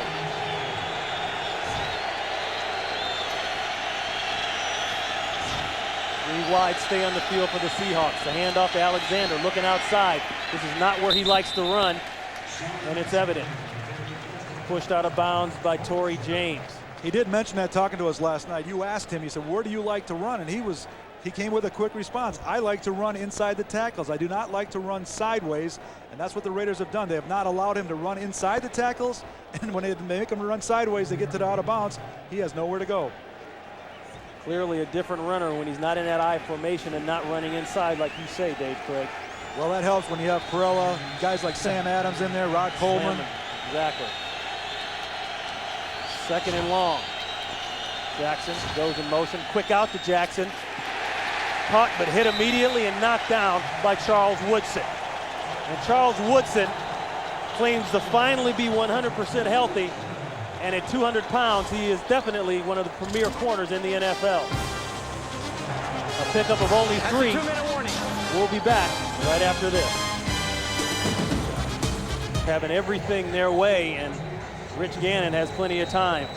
Here's some guys that have plenty of time. Coming up on the Visa Halftime Report, J.B. Terry and Howie will have the scores and highlights from around the league, and our Fox Sports ticker will have the up to the second stats. That's all coming up on the Visa Halftime Report. Matt Hasselbeck in a shotgun looking for some time, and here comes a rush. We've got a flag down, and play is stopped. And I see that movement. I see that By the 75 down there. That reminds me of Howie Long. The big legs and motor always running. It's hard not to look Prior at to the that snap, number. False start offense, number 77. 5-yard penalty, still third down. And that is big Floyd Womack. 4th-round draft pick last year.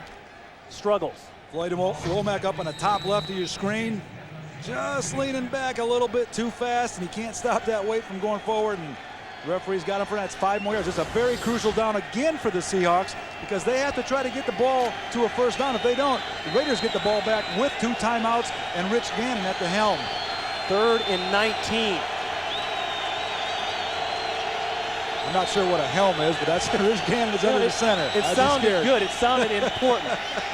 Over the middle, complete, but it'll be well short of a first down. The rookie Jeremy Stevens has the ball. We've got another flag down. That's deep in the backfield, either holding or roughing the passer. Right, that's what I saw. Trace Armstrong back there. Personal foul, roughing the passer, number 93. 15 yards will be added to the end of the completed catch. First down. That's a big one. That's a big one. As Larry Nimmer said, 15 tacked on to the end of the catch. Trace is right there, and he's coming up. We'll see what happens at the end of this play, but Trace Armstrong is putting pressure. The ball is already delivered. Yeah, you know, maybe he didn't get a good view of him. Now, Dave, wait a minute. You're a quarterback. I'm a defensive back. That was roughing the passer, huh? I just want to know what Howie Long is thinking right now. I think he'd agree with that one. I mean, the ball was delivered, and Trace has to know that. Regardless, it's 1st and 10 near midfield for the Seahawks. Pressure right away. Hasselbeck throws it down, and he's going to claim he's throwing at a receiver. DeLawrence Grant had the pressure. Now, they talked him into it. He did not get outside of the tackle. I think is what this is going to be. We'll see. Larry Nimmers has got a little smirk on his face. Larry didn't throw the flag right away. He was waiting to get talked into it by one of the other officials. There's no foul in the play. It was reported that number 38 was in the vicinity. No foul. Second down. In the vicinity. Boy, the Raiders, they just got to wonder. They just had a call against them. Now, you get technically between where the tackles were. He was not outside of the tackle box, and they're saying that, I don't know, 38 would somebody be was in there, but, you know, Max Strong, I could barely see him on the monitor. Maybe we need a bigger monitor. Here's Sean Alexander. He's outside, and Alexander finally rips one off. He's close to the first down. I don't think he got it, but that's probably his first really good run of the day. Well, that was the first opportunity that he had to get outside and see some daylight.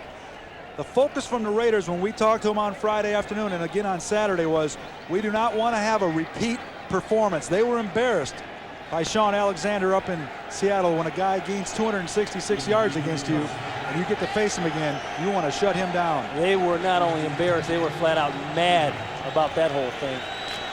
And don't forget, right before overtime in that New England game, the Patriots drove down the field a ways. Hasselbeck will take this one on his own. He's got the first down. The clock is running, 1:35 and counting. Hasselbeck is trying to hurry up, get a call. He should have a guys call. Lined up. Matt Hasselbeck should not even look to the sideline, just have a play in his own mind because you can't wait for Mike Holmgren to call every play for you. Seahawks have one timeout left. They're saving that one. Hasselbeck over the middle. Strong arms across the 35 to about the 33-yard line. Now the good thing is he's got the earpieces in his helmet, so Mike can quickly say a play, and that's what he's doing right now to Matt Hasselbeck. Hasselbeck started off in the shotgun, walked under the center, looking for the deep out. It's complete to Corn Robinson. And that'll move the chains. Looked as though a little bit of discussion as to whether or not it was complete, but the referee pointing at the ground confirms 10-yard pickup. 40 seconds and counting here before halftime. And this could be a review. Larry Nimmer stops the action. The only problem with the review thing is 15 seconds did go off the clock, so they have to be aware of that, the officials as well. And it would have to be from the booth. Remember, under 2 minutes, the respective coaches cannot make the review request. That goes upstairs to the replay officials. And that's exactly where Larry Nimmers is headed, to the hoodie. Once he puts his head underneath that hood, he'll have 90 seconds to review the angles. And after that, he'll have to come out and make a call. And Raider fans have seen enough of that action. Well, we'll try to see what, in fact, they are looking at, the officials anyway. He appears to have the ball. We will review whether the pass was caught or not.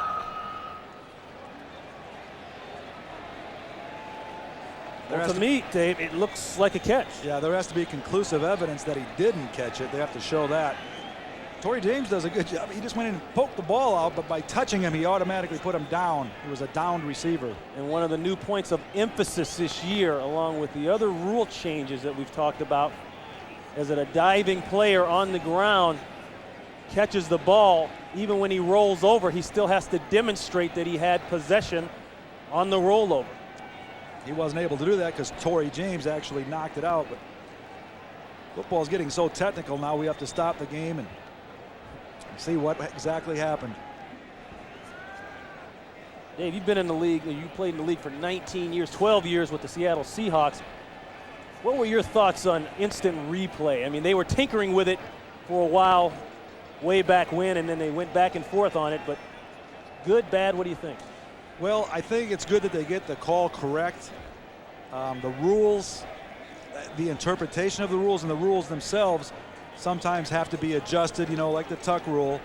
But the whole thing here of them going in there and looking at every angle, it takes away from the continuity, especially in a 2-minute drill.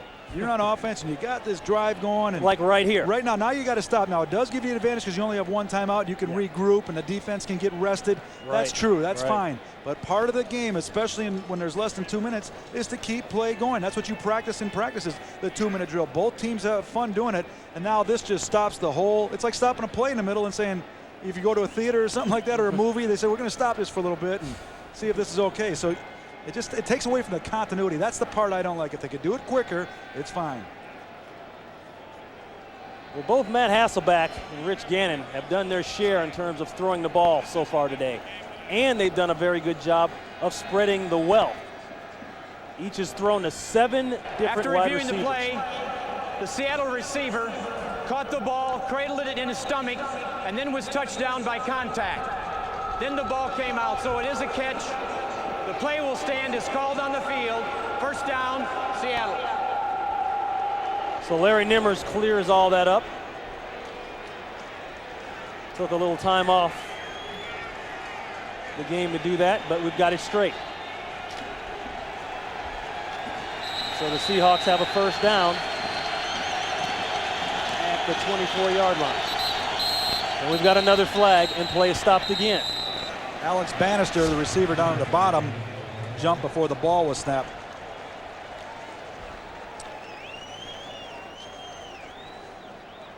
I'll tell you, you said something, Ron, about the receiver has to let everybody know. I want to see sometime where a receiver catches the ball and he's on the ground and he sticks it up in the air.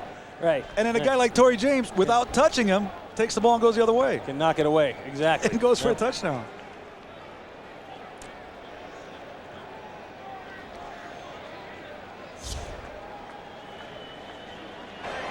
False start on the offense, number 85. Since the clock was running and it's inside of 1 minute, the foul occurred at 34 seconds. So we'll set the game clock at 24 seconds. That's a 10-second runoff, and we'll wind the clock on the ready. Of course, the reason for that is you don't purposely go off sides to buy time when you don't have any timeouts left. Exactly. And the penalty is a 10-second runoff when you're behind. So the Seahawks get pushed back. Hasselbeck will throw again. This one's complete. Now you should call timeout, I would think, Matt Hasselbeck. There you go. Neely. He's got it at about the 22. Seattle. And it took a while That's their third and final timeout. for Hasselbeck to call timeout. It'll be a 30-second timeout. That play took 12 seconds, just a little hitch pass like that. Well, coming up, the Visa halftime report, JB Terry Howie. They'll have all the scores, all the highlights, and maybe Howie will talk about that roughing the passer situation there. I'd like to get his thoughts on that. Plus the Fox Sports ticker, giving you all the up to the second stats. I'd like to the see Visa Terry halftime report coming up. I want to see Terry and Howie talk about it. There's Howie. There's Howie. He's listening to AC/DC. Dirty Deeds Done Dirt Cheap. That's what Howie's listening to. And there's Terry. He's going, well, where'd you get your headsets from? Radio Shack. Howie just walked out of the avocado room and he's getting ready to sit on the set. I'm sorry. Do the Visa halftime report.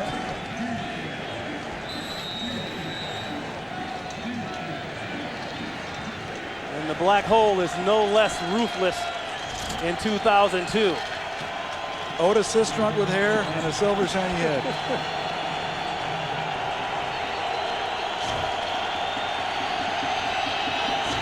Second and 7 for Hasselbeck. Going to the end zone. Looking for Bannister. That's not even close. Well, you don't want to question a guru or a genius of Mike Holmgren, but if I'm the Raiders, I'm thinking they're going to go deep. They don't have any timeouts left. Run down there like you're going deep and break it off. And you still got 9 seconds left throwing a comeback. And then you got a chance one more time for the end zone. Just a thought. So this will be a field goal attempt by Ryan Lindell.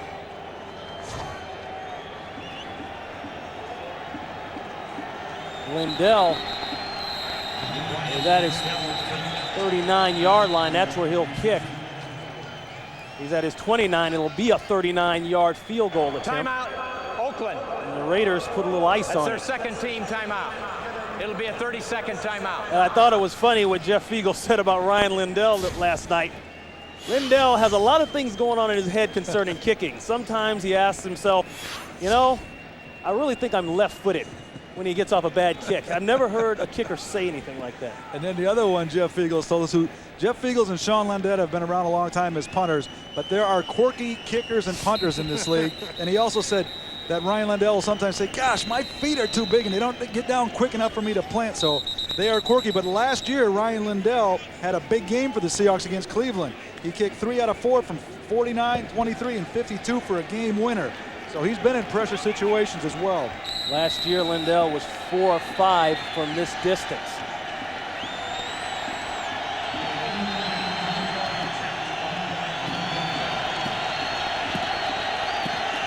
Snaps down, hold. Looks like he pushed it to the right. It's no good. So after all that, and one attempt only in the end zone, as you mentioned, Dave Craig, the Seattle Seahawks come away with nothing. And that's Charles Woodson coming off the field hurting.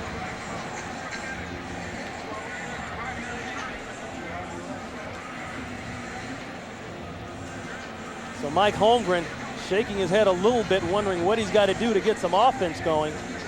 But he's also got to be wondering what he's got to do to get that defense to shut down those gaping holes inside. The defensive line for the Seahawks has got to put some pressure on. We'll see right here, Charles Woodson comes in and catches the leg of the kicker. Hopefully all it was he just got kicked in the arm, and he won't be injured too much. We'll see in the second half. So this will be the final play of the first half.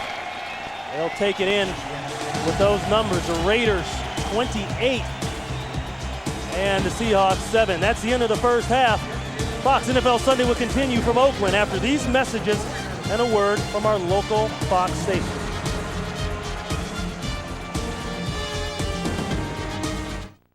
Over the Seattle Seahawks 28-7.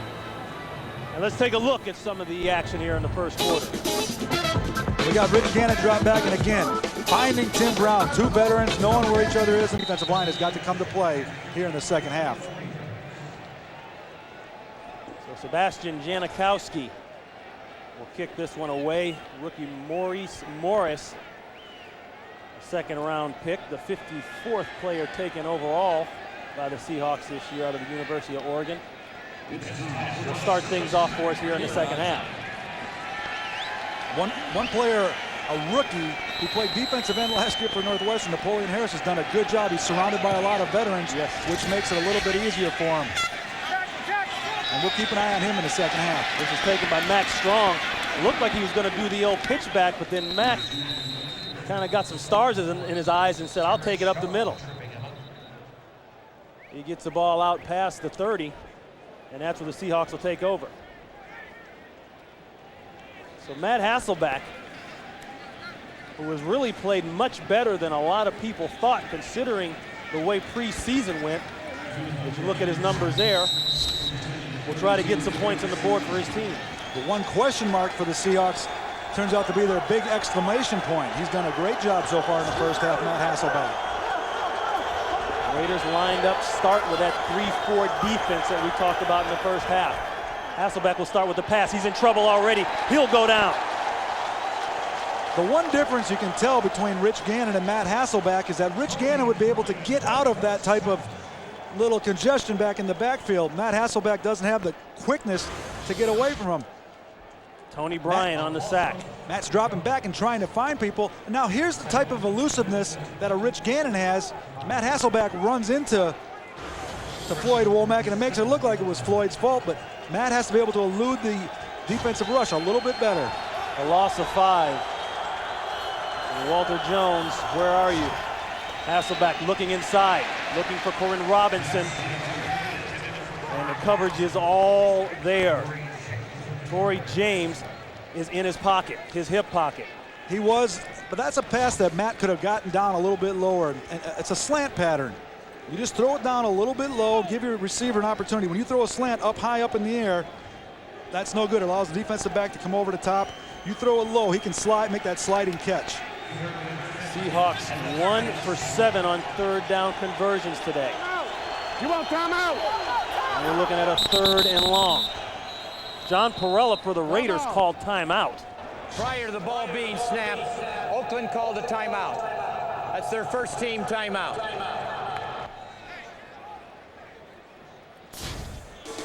So we'll come back for this 3rd and 15. Raiders up big in Oakland. By GMC. From professional grade people come professional grade SUVs.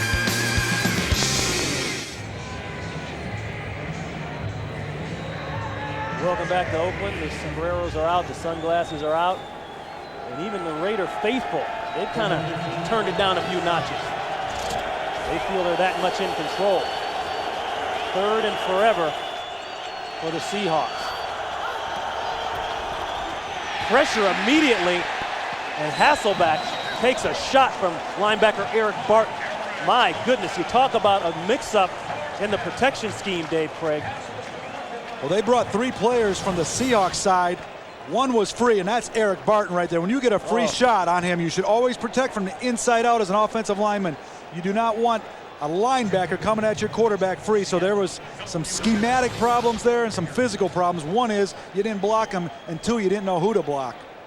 When your chin strap is up around your nose, that is a physical problem. That'll bring on another punting situation for the Seahawks. Lindell. Excuse me, that's Fiegels. He punts, and there's contact down the field. And a Raider is injured, and we've got a flag down. That's Buchanan. Willie Williams was the return man. He's injured. Well, Buchanan's up. Fair catch interference on the kicking team, number 27. On the kicking team, number 27. That's a 15-yard penalty, first down. Larry Nimmers gets his directions right, and that's Willie Williams, 27, who interfered with the fair catch signal of Philip Buchanan. 28-7 Raiders. Descriptions or accounts of the game without the NFL's consent is prohibited. Well, Willie Williams, 10 years in the NFL, probably isn't used to running down on covering punts very often. This is his 10th year. You don't see that very often from a veteran in the NFL. And he hit the rookie, Philip Buchanan. Seahawks are claiming he got pushed into him, but there wasn't much contact. He just ran right into him. So the Raiders will take over at about midfield, right on the dirt, around second base area. They've got 2 tight ends in the game. Gannon looking across the inside. That's Jerry Rice. Rice complete. He's across the 40 to about the 37. Let's go to James Brown for a game break in Los Angeles. JB? Hey, Ron, after cutting the lead to 3, Tampa Bay cutting it to 3, New Orleans comes right back. You know what? A new contract will do that. Look at that ball thrown by Aaron Brooks. 41-yard touchdown pass to Dante Stallworth. $10.5 million signing bonus will, in fact, do that. Back to Ron and Dave. JB, you got that right, my man. A Maybe little bit of cash will maybe that's definitely why I inspire didn't throw it very far when I was playing. Gannon's going to try to throw it far here. Pump fakes, comes back the other side. Once again, all the time in the world, he's got Charlie Gardner. And Charlie Gardner might lose a couple. Willie Williams initially in on the hit, along with Marcus Bell. And that's a great point, because I look at the average salary, the minimum salary for rookies, which is about $175,000. And I look at for what it is for veterans, which is about $375,000. That's a little bit more money than you played for in that first year, huh? Coming out of Milton College. No doubt about that. It's different day and age nowadays. 9-11, Jerry Rice comes in motion, handoff Gardner. He's got a big hole. He's chasing on the outside and runs over Ken Lucas, but not before he picks up a big one. 10 yards on the play. One of the things that Rich Gannon gets to see here is that they put 6 in the box, and as opposed to their linebacker moved out over the slot receivers. So he sees 6 guys standing there, and he goes, I know I'm going to run the football. Number 70 reports eligible for Oakland. So Charlie Gardner just runs right up there. I mean, nobody touched him until Ken Lucas gets his hands on him. They dropped one of their defensive linemen out, and he just juked him. So he went right by that, and it was all on Charlie Gardner after that. Third and short. There goes a mouthpiece. We saw it from up here as Wheatley is rocked by Antonio Cochran. And if anybody sees a mouthpiece floating, I guess it wasn't Wheatley's mouthpiece. It was somebody's, because Antonio Cochran, who was just falling back in coverage, just put a look on him like it was a boxing match. There it is. Maybe it's tape. Something went flying, though. I mean, that's hitting right there.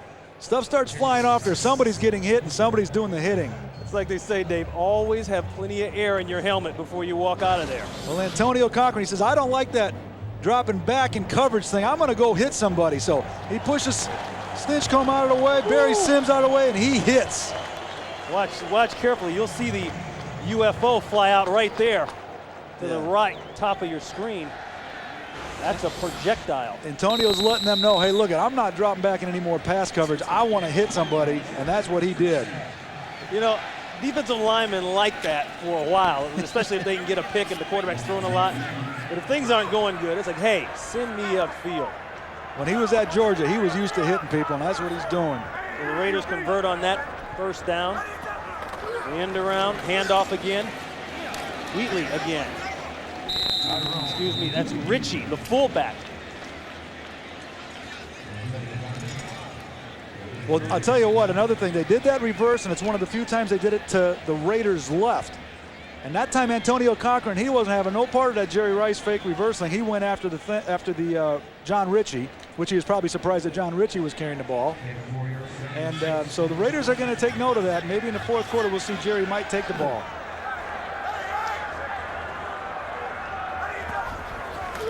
And back to pass, just a quick flip over the middle, and he's got Charlie Gardner again, and that's another first down. And the Raiders don't look like they're doing anything fancy. And it's funny because they said they worked on the vertical passing game. Bill Callahan said we're going to try to get more 20-plus yard passes in, but everything's been very West Coast-like. Well, this is kind of fancy here. You'll see Jerry Porter coming in motion, and they're both going to go across the field. Jerry Rice, and boom, right there, Charlie Gardner. If you're a linebacker, you see Jerry Porter, you see Jerry Rice, you're looking at them, and then up the field comes Charlie Gardner. Well executed. Gardner alone in the backfield. He'll get the step over draw. Breaks to the outside, trying to get away from Ken Lucas, but he won't. Nice pursuit on the play by the Seattle Seahawks defense. Brandon Mitchell also in on the tackle.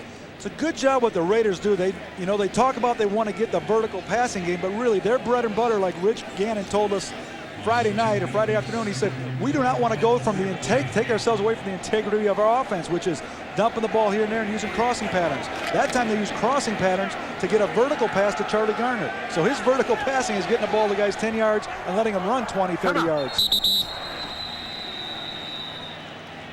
Confusion by the Seahawks defense. Timeout, Seattle. It's their first team timeout. It'll be a 30-second timeout. And oddly enough, Rich Gannon was under a little bit of fire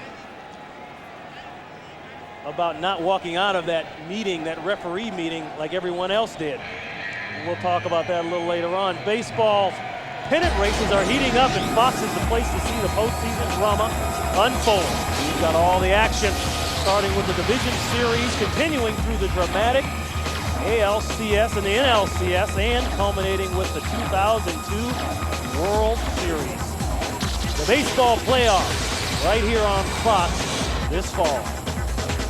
Who do you like in the baseball world?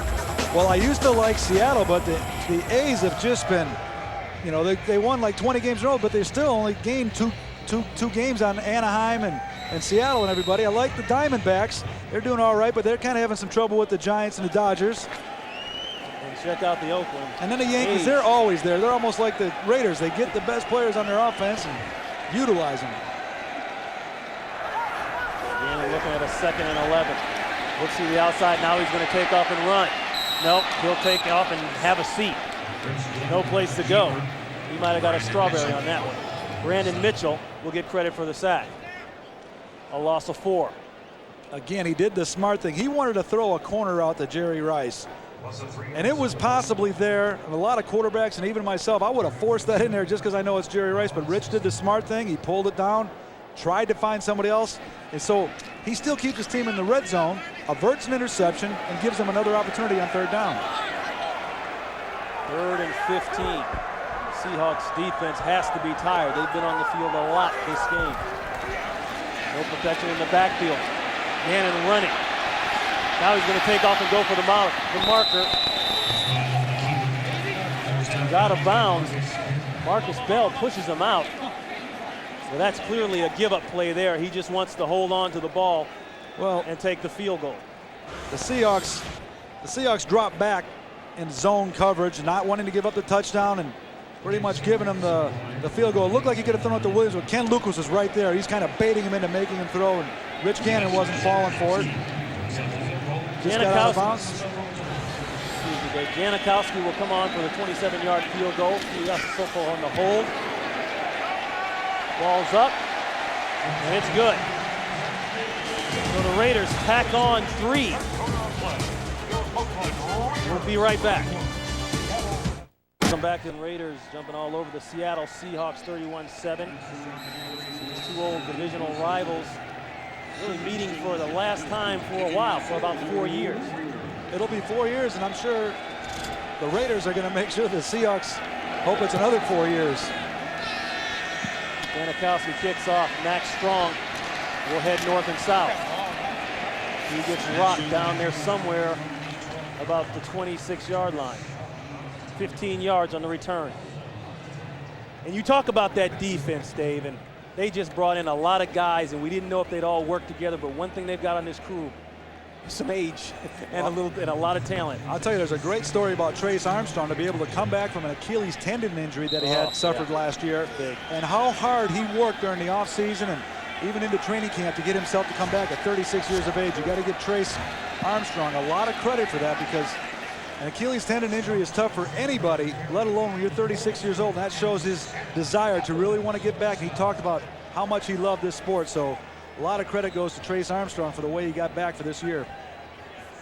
Sean Alexander took it inside, and it was the same old thing for Seahawk fans. A big pile up, a cloud of dust, and maybe 2 yards. Well, you know, you talk about the Rod Woodson too, and there's another guy, an experienced veteran, Romanowski, telling Mr. Davis, hey, look, I want to come back and win you another championship, and that's what Al Davis is all about, is winning championships and his commitment to excellence. And I'll tell you, that's what Al Davis is all about. Hasselback barely got it off, intended for Heath Evans. Here's Rod Woodson and Bill Romanowski. I mean, you got some players that have been around for a long, long time. The big guys in the middle, Sam Adams, John Perella, who's just an outstanding defensive lineman. The Chiefs wanted to get him. Sam Adams was with the Seahawks, then he went to the Ravens. These are guys that they've plugged them in, put them into the right places. Granted, they haven't played together for a long time, but you know what? They are good. 3rd and 8. Hasselbeck looking deep, nothing there. Now he's running for his life. Somehow he gets it away. There's a man in the area, so he'll avoid the intentional grounding call. But nonetheless, the Seahawks will punt again. Tony Bryant applied the initial pressure, and Tony Bryant is the guy, without Reagan Upshaw, without Darrell Russell, who's been suspended for a bunch of off-the-field reasons, has done pretty darn well today. Well, Tony Bryant is just, he kept his motor running all day. You can see from the get-go, and he's one of the guys that comes back here. Matt Hasselbeck hurt his wrist a little bit. We'll see how he's doing, but Tony Bryant keeps his motor running, and we'll see what we get out of Mr. Buchanan. You speak of all the youth age they have. Let's look at one of their young fellas. Jeff Beagles punts it away. A nice kick. He'll get a chance. Phillip, he's going to second guess that one. Nonetheless, it'll mean more silver and black when we come back. West Airlines, proud sponsor of the NFL and official airline of Super Bowl 37. By CDW, the right technology right away. By WebMD, the place America comes for healthcare answers. And by Saturn, makers of the View, the redesigned L Series, and coming this fall, the all-new Ion.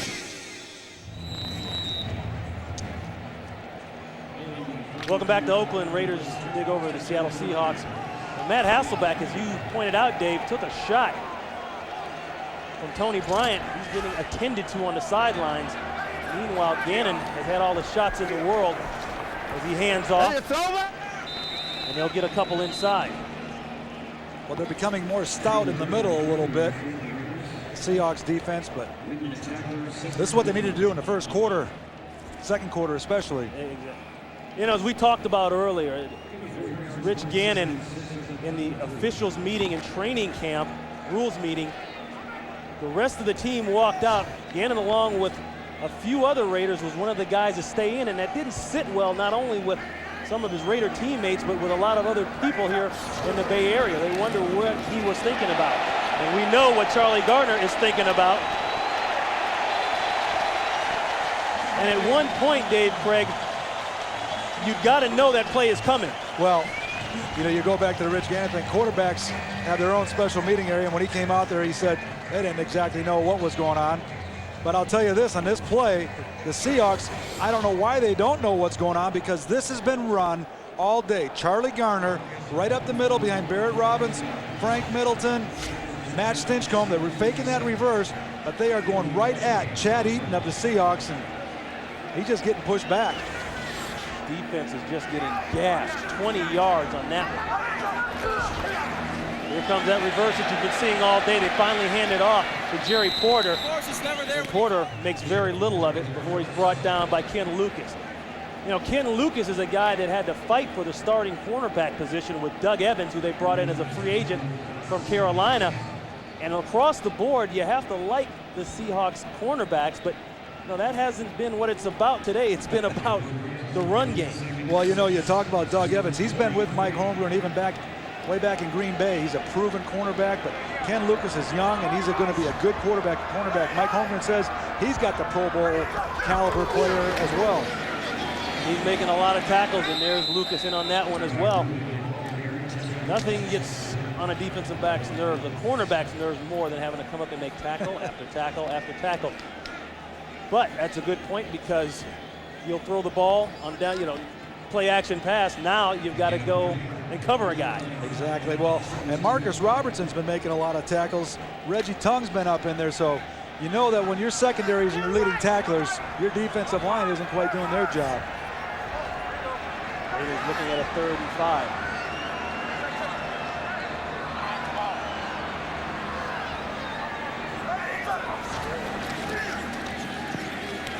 Gannon shoots, scores.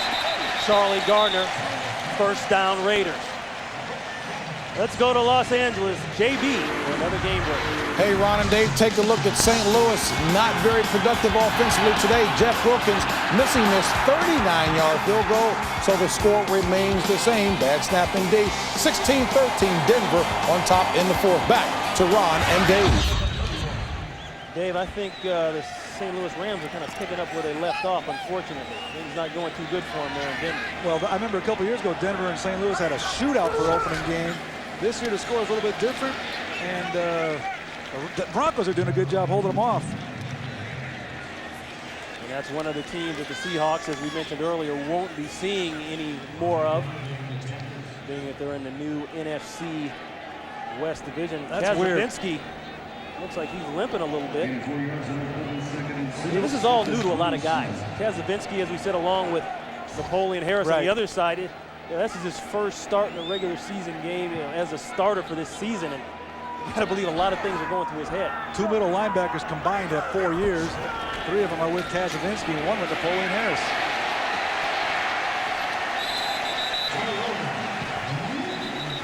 Wheatley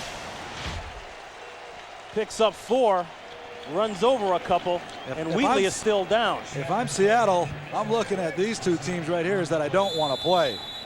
Arizona got a chance of coming back and becoming a good football team, but they got pushed into a division that could be very, very difficult for the Seahawks. And if I'm Arizona, I'm kind of liking that divisional change. I don't have to take those trips back east. You see Tyrone here, he's just getting thrown around. And sometimes you get your legs all crossed around there. Brandon Mitchell came in there and kind of got him caught up. Hopefully, though, Tyrone, who's worked very hard, will be all right. He's also got a bowling tournament he does for a charity, so hopefully he'll be ready for that in the next couple weeks. See those changes up front in the Raider offensive line we talked about in the beginning of the game.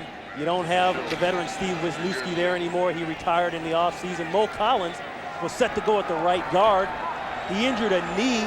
Torson Cartledge had to have surgery 2 weeks ago, so they had to do some flipping around, but Stinchcomb has filled in very well.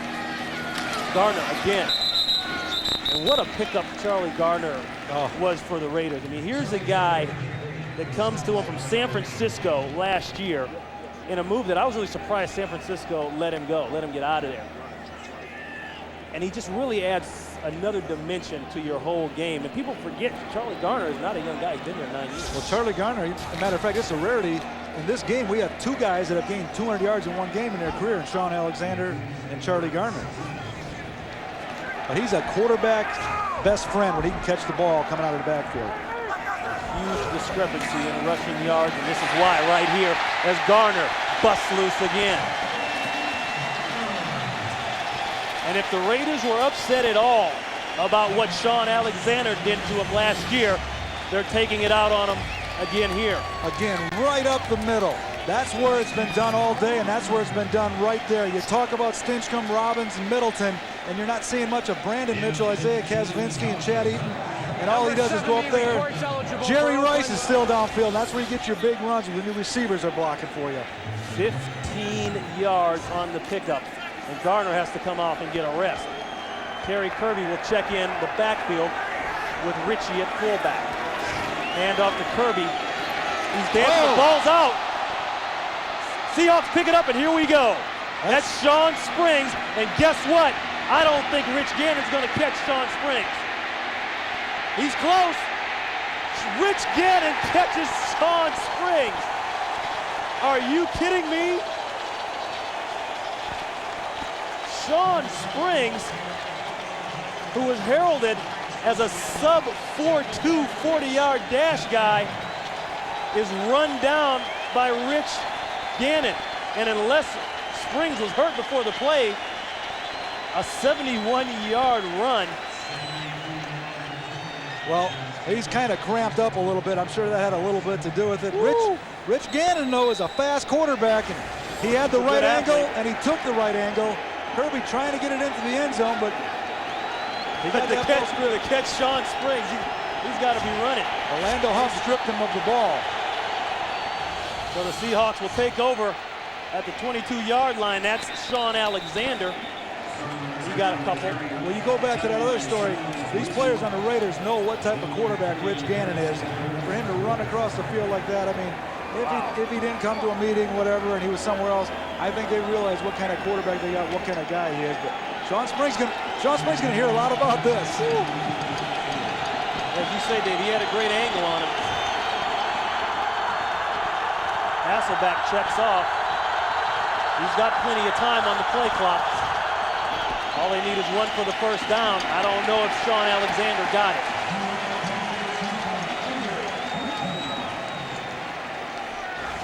There's a look at the run again, straight from the pickup. Well, you would think if you saw Sean Springs in the football, he'd be gone for a touchdown.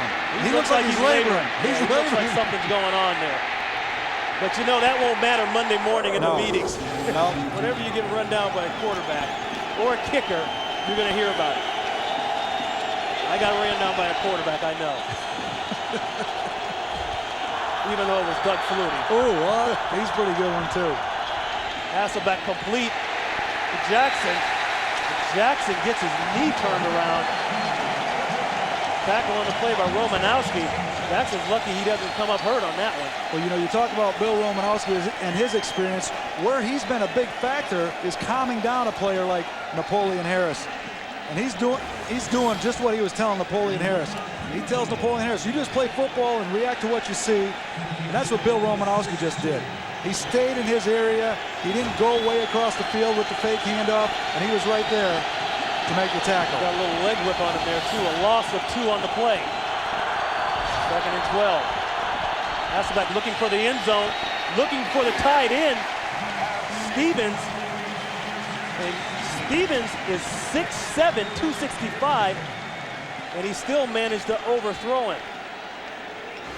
Jeremy Stevens is going to be a good football player in the NFL. He's a rookie out of Washington.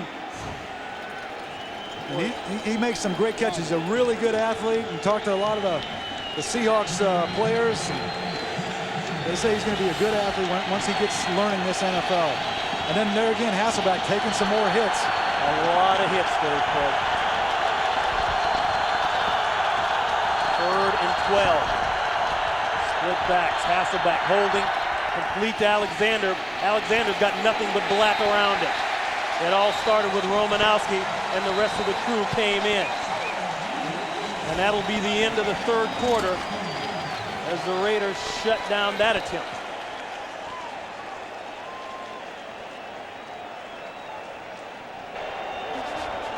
And that's the end of the 3rd quarter here. The Oakland Raiders 31, the Seattle Seahawks 7.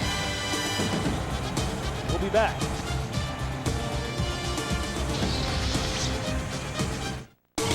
NFL on Fox. There's some quarterbacks getting their helmet knocked around backwards down here on the field. You gotta like Matt Hasselbeck's toughness though, because this kid is hanging in here. He's taking a beating. He had a hurt wrist earlier, and right there it got hit again. Lindell will try from 33 yards. Excuse me, 32 yards. It's up. It's good. And the Seahawks finally answer with something. We'll come back to see if they can continue to answer here in the 4th quarter. Oakland 31, Seattle 10. Dave, what goes on in the quarterback's mind when you're taking hit after hit after hit and the game isn't going well? Well, this is what happened last year. Hasselbeck sacked 6 times, left the game with groin and ankle injuries. And then Trent Dilfer came in, and on the 3rd play of the game, he takes this shot here. He gets a concussion, and he's out. A late hit by Elijah Alexander. If you're Trent Dilfer in that particular, not much goes on in your mind after that one. But the other ones, it just makes you more conscious and more weary of where's it going to come from next. And you lose a little confidence in your offensive line, and you focus on the defensive line. You're not reading your progressions as well. Derek Combs. Now the Seahawks are saying they got the ball, but we'll tell you when we come back.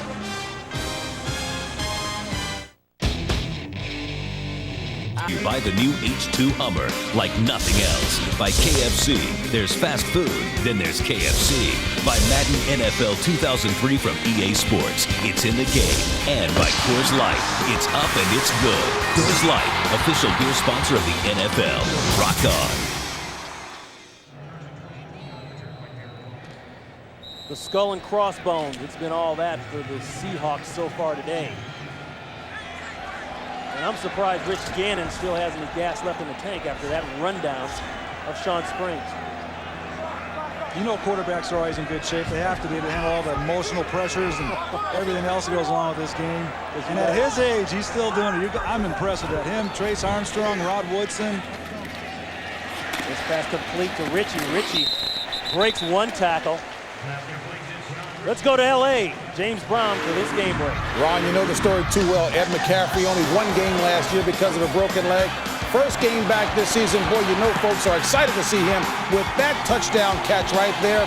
23-13, under 3 minutes to play. Rams are driving, but Denver on top by 10. Back to Ron and Dave. Well, that's not good news for Raider fans. You know, of course, they want to see all the bad luck in the world for Denver. Nothing but good luck for this guy here, Charlie Gardner.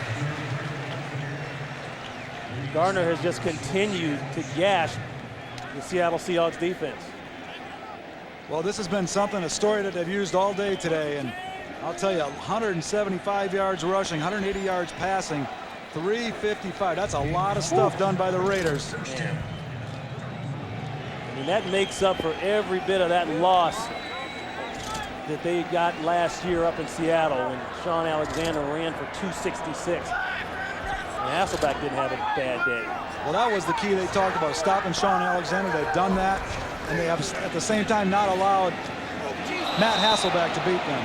I still think this Seahawk team misses the speed and quickness inside of Anthony Simmons, at linebacker, who was injured in the first quarter. Yeah, I agree with that. You got to have some speed that goes side to side right there. And Isaiah Kaczynski, I don't know if he has all that.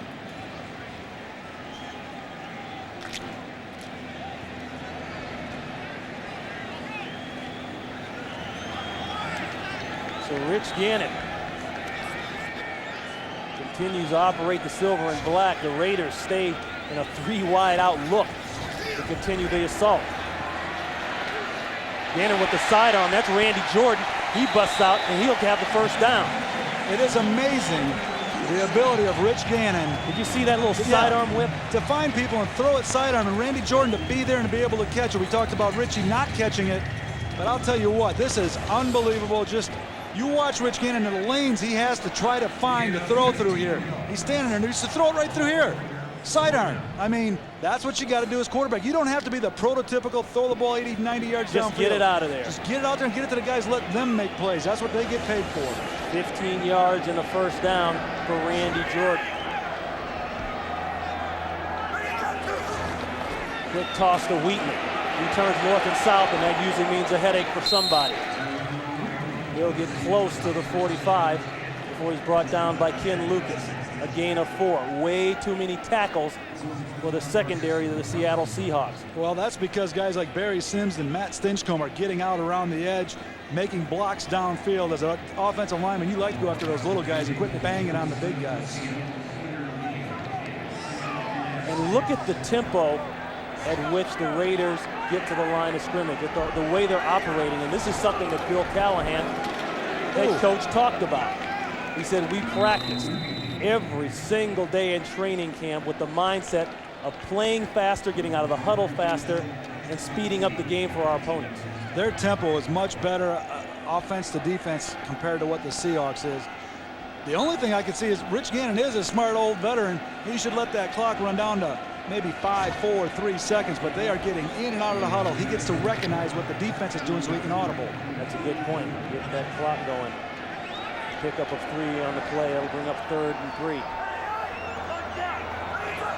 Here comes a blitz by Seattle. It's picked up. It's tipped. Ball's in the air, and it's intercepted. Now that's the problem with throwing the ball sidearm and low. You can get it tipped, and that's where it costs Rich Gannon right there. Willie Williams, number 27, comes down with the Oski. So let's see if the Seahawks can do something with it. Well, one of the things we talked about was Rich Gannon's ability to throw the ball sidearm. Right here, you watch Matt Stinchcomb, and he's going to get his head knocked right there by one of Rich Gannon's passes, and it doink, and it goes up in the air. And that's one of the times where it actually costs a ball is thrown so low. When you're up 31-10, why are you even passing to begin with? Anyway, Hasselbeck has got to pass. Flags are everywhere, and he's just going to run it now. This could be a headache. Very smartly gets out of bounds, and he gets an earful from the Raider sidelines. So we've got flags down. Larry Nimmers has thrown his share of flags today. Rod Coleman's down.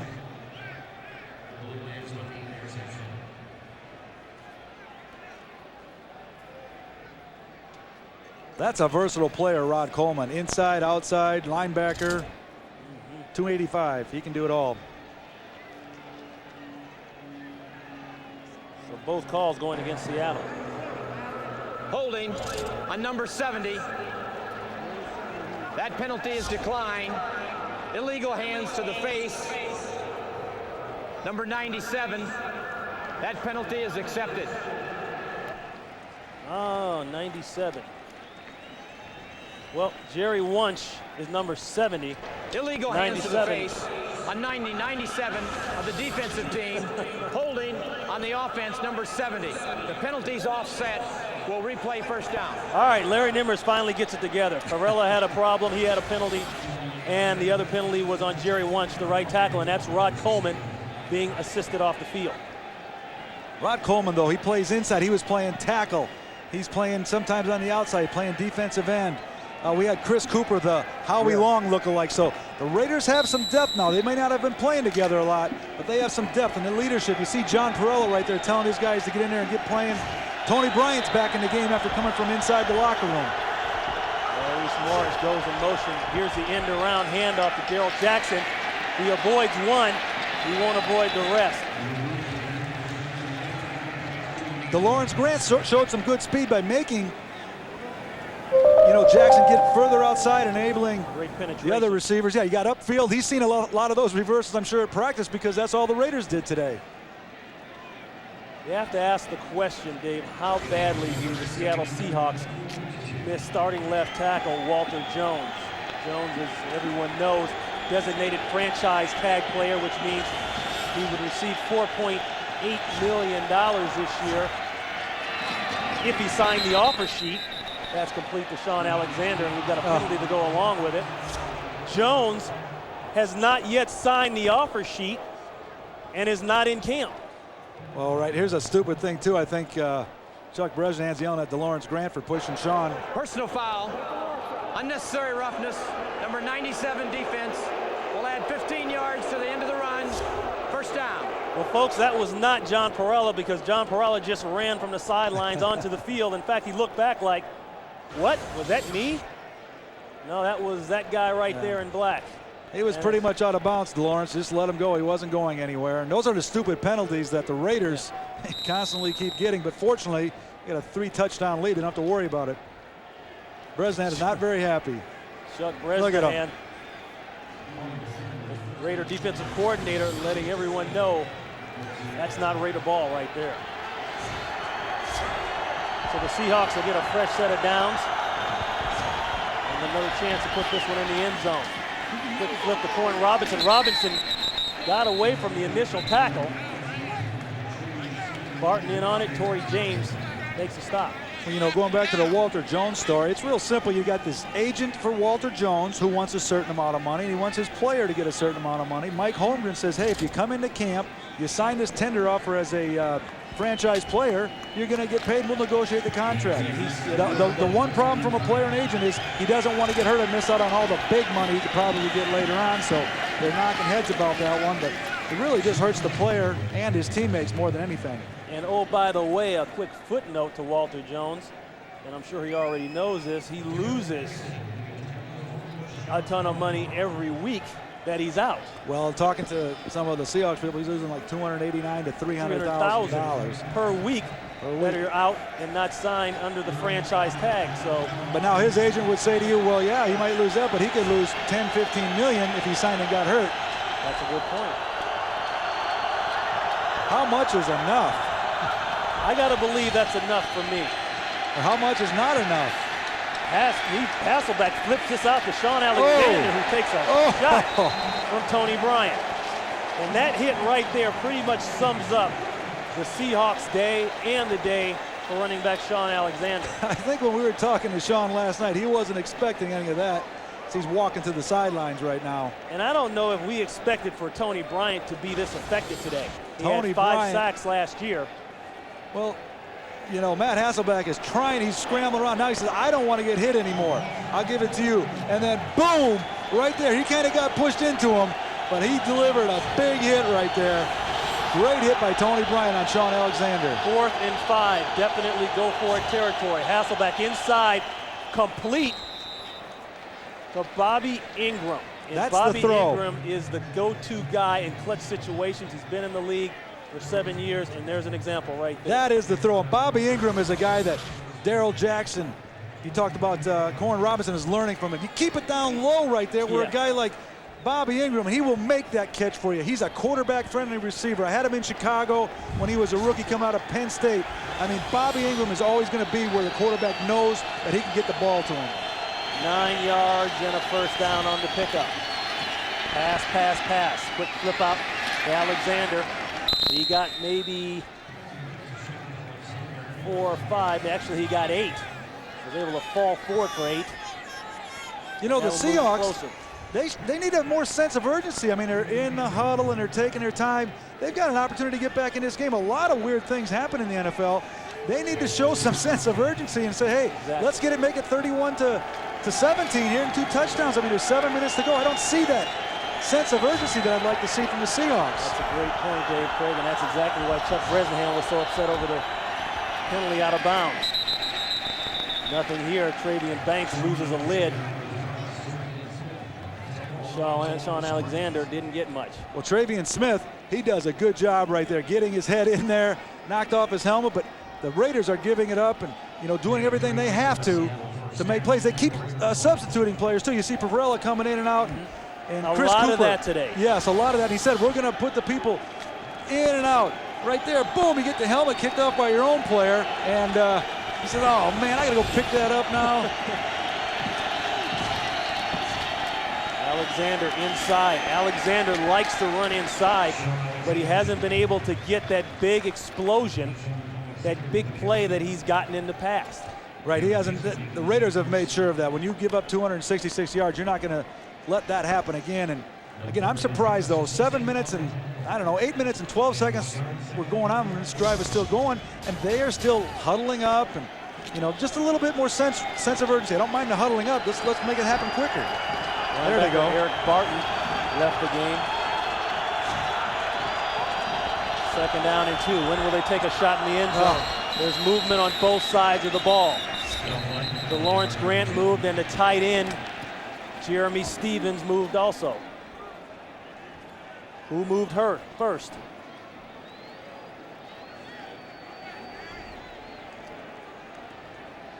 Prior to the snap, false start on the offense, number 20. 5-yard penalty, still 2nd down.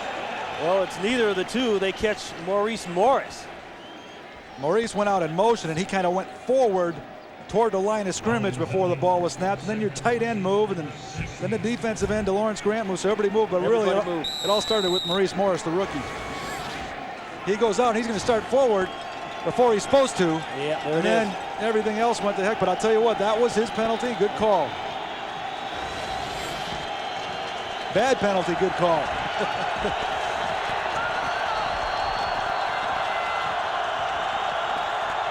Seahawks threatening to score.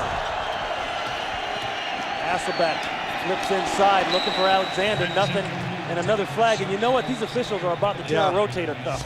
I'm telling you, they have to ice down after this game. They are throwing flag after flag.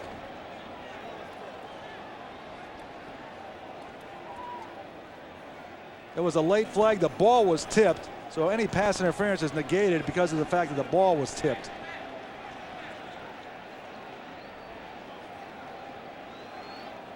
John Parella, a defensive lineman, is going to go in there and let him know the ball was tipped. You know, there's only one way to be a nose tackle. You got to be down and dirty. Holding. Defense. 5 yards. Automatic. 1st down. As I was saying, there's only one way to be a nose tackle in the NFL. You got to be big, down, and dirty, and you got to have a brush cut. Seriously. You got to have that kind That's of cut. old school. That is old school. Right. You can't have the long hair, man. Some guys do it, but I don't know if you tell Cortez Kennedy that. He was in there playing in that tackle. I'd let him wear any kind of cut they want.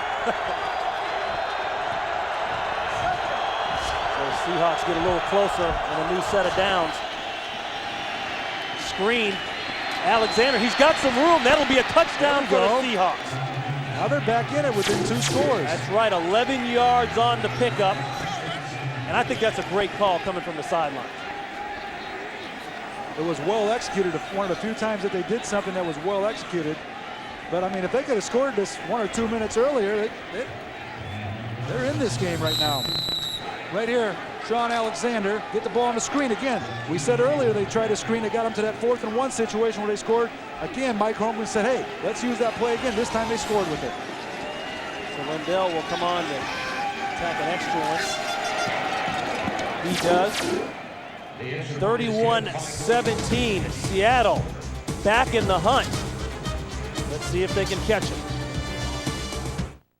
In overdrive.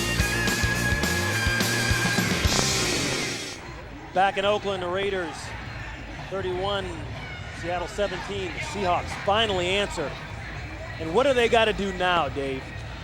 Well, they need to play with more of a sense of urgency, like I was saying before. I know they were huddling, but they needed to speed up that process. It could have saved them 2 or 3 minutes, but they are back in this ball game. What they need to do now, make a stop right now with your defense and get the ball back on a punt return or a big pass play or something and take it down there and get it within 1 score. Then anything can happen.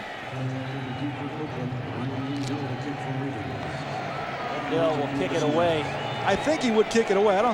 But it looks like they got the onside kick team out there, but they're going to kick it away. Terry Kirby is deep. He'll take it at the 4-yard line.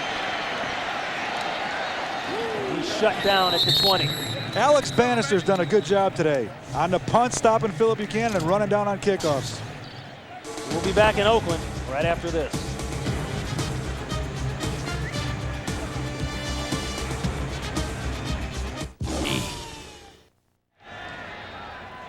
And in case you missed it, this is when Rich Gannon ran down Sean Springs. I still can't believe it. Well, the only guy I could see doing that would be Michael Vick. And they had a little discussion about it. I think Sean is saying, you know, I was hurt, man, I was hurt. Maybe he wasn't. Maybe he just said, nice job. And Rich said, I don't care. It's going to look good for me anyway. It'll look great on film. And what will look even better for the Seahawks is if they get off the field, and there's a cheap shot by Marcus Robertson, and it's going to cost the Seahawks team. Just when they might have had something going. We just said, what do they need? They need to make a stop. They allowed them only to get 2 or 3 yards. They needed to make a stop. Viewers at home may not have seen that, but we could see it from up here. He took a shot at Roland Williams' head. Personal foul, defense, number 31, late hit after the play was over. 15-yard penalty, first down.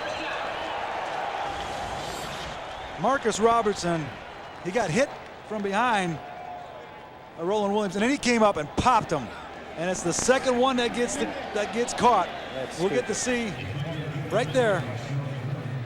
Now, we won't see him pop him right there, but I mean, that's where it started. And Marcus Robertson's a veteran with a lot of pride. He let that get in the way of his team right there. It cost him 15 yards. Great player. Just made a dumb mistake right there, Marcus. So with 5:22 and running here in the 4th quarter, personal foul gives the Raiders 1st and 10 near midfield, and that's Garner once again.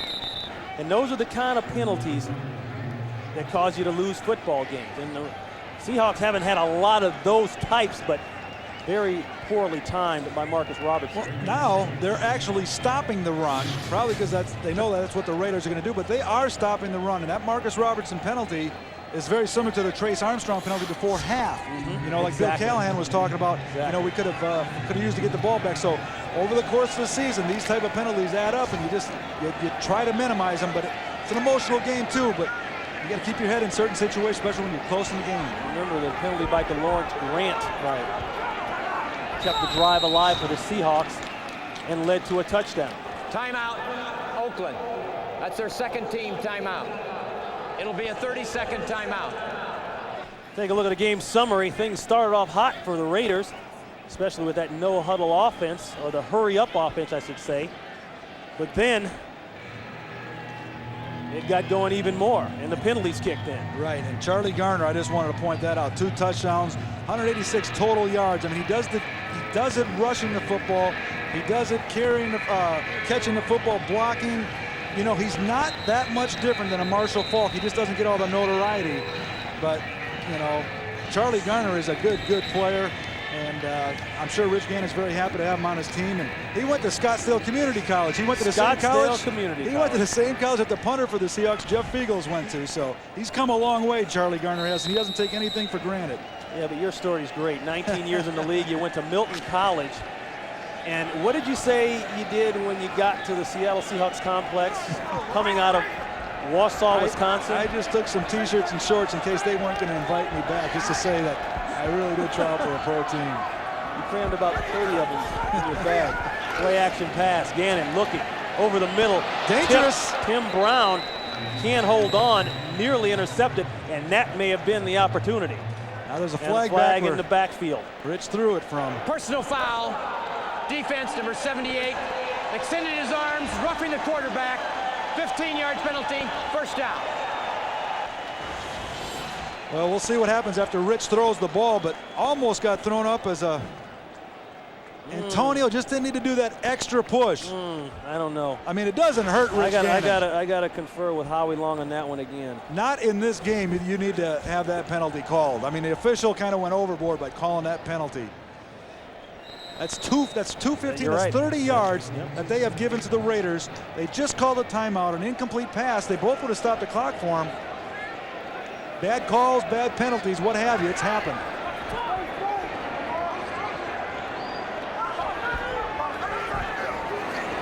First down pitch to Garner. Garner tried to go inside, stayed outside, picked up a couple before he's run out of bounds. Frank Middleton, 73, came back and put the jackhammer crackback on somebody. I believe it was Brandon Mitchell. The jackhammer crackback. Well, Frank Middleton's big enough to do that. He is big enough to do that. That's a lineman at the end of the game right there. That's what you look like. Hard day's work. You get your running back a lot of yards, your quarterback and receivers, and they talk about everybody else. But Frank Middleton, we're talking about you and your offensive line. You did a great job today. Frank Middleton of the University of Arizona, free agent from Tampa Bay, brought in last year. Wheatley, he'll get dirty and get a couple. And Dave, I don't know if I've ever seen this many formations run from the Raiders in a game before. I know they're trying to do that, and they did that last year, but that was one of the things. Number 70 reports eligible for Oakland. That was one of the things that Bill Callahan said we're going to emphasize. Lots of formations, and they work on it a lot in practice so they don't screw it up. They do work on it, and they work on it effectively. They get in and out of the huddle quick. Bill Callahan said formationing causes mismatches, and it's up to Rich Gannon. He's got the good guy there to find him. So that's why you do all that formationing and moving of personnel. 3rd and 2, the Raiders trying to ice down the Seahawks. Wheatley tripped up, but he's got the first down. We'll wait for the spot to make sure.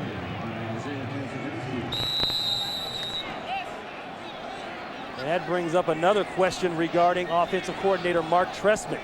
A lot of people wanted to know, how would Trestman and Gannon get along? Well, that remains to be seen. Mark Trestman is not the fiery type of offensive coordinator, the fiery type of personality that John Gruden was. And Rich Gannon can be fiery. He's a competitor. He's the type of guy that if something isn't going his way, he's going to tell you about it and let you know where he stands. And Mark Trestman and him, they'll work that out as the season progresses. I'm sure they've had talks already. Gannon came out and very openly said, I miss John Gruden. I was a John Gruden fan. We were on the same page. And a lot of people will tell you, very close to the organization, that John Gruden had a way of getting into the head of Rich Gannon. I agree with that. That's not to say that him and Mark Trestman won't work well, but he misses John Gruden 70 is still eligible for Oakland. From the standpoint of they were very similar personalities, came in and worked hard, got in early, worked hard, stayed in good shape, both of them, and they worked good together. 4th and inches. As I said earlier, the Raiders trying to put ice on the Seahawks with a first down here. Wheatley hit immediately. If he got it on second effort, and I don't know if he did. Great penetration on the right side of the line by the Seahawks. And it'll all come down to the spot. And the spot apparently was good for the Raiders because it's a first down. As we mentioned before, this is what the Raiders got in exchange for the Gruden deal that sent him to Tampa Bay. Well, they got a lot in return for a coach. I mean, you got Buchanan right there, and Walker. They got some good things. Tampa Bay got some good things too, and they got cash paid to them. Al Davis will find something. But Philip Buchanan is a player that's going to be around for a long time. We're going to see him in a lot of Pro Bowls. He's going to be out there next to Mr. Woodson sometime eventually. But Torrey James is also doing a good job. Wheatley will continue to pound away, and Wheatley has made it known he wants the rock this year. As we said earlier, the ball was taken away from him. As we look at Raider owner Al Davis, the ball was taken away from him some at the end of the season because he had some bad fumbles and dropped balls. That's a 2-minute warning. But he's a part of it now. That's the 2-minute warning. We'll be back for the final 2 minutes right after this. Fox NFL Sunday is brought to you by Chevy Trucks, the most dependable, longest-lasting trucks on the road.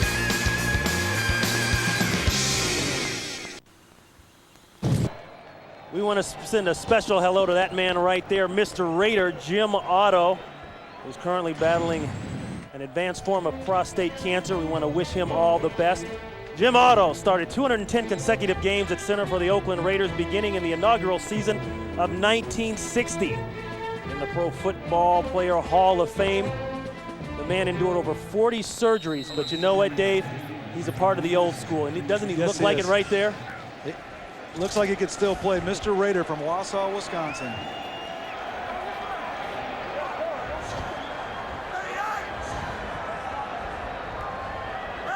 Raiders running a lot of motion here. Cannon trips as he hands off to Wheatley.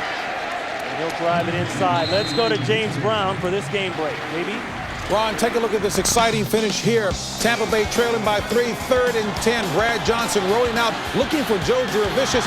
Keenan McCardell catches it. It's not enough for the first down, so it is 4th down. The clock continues to run.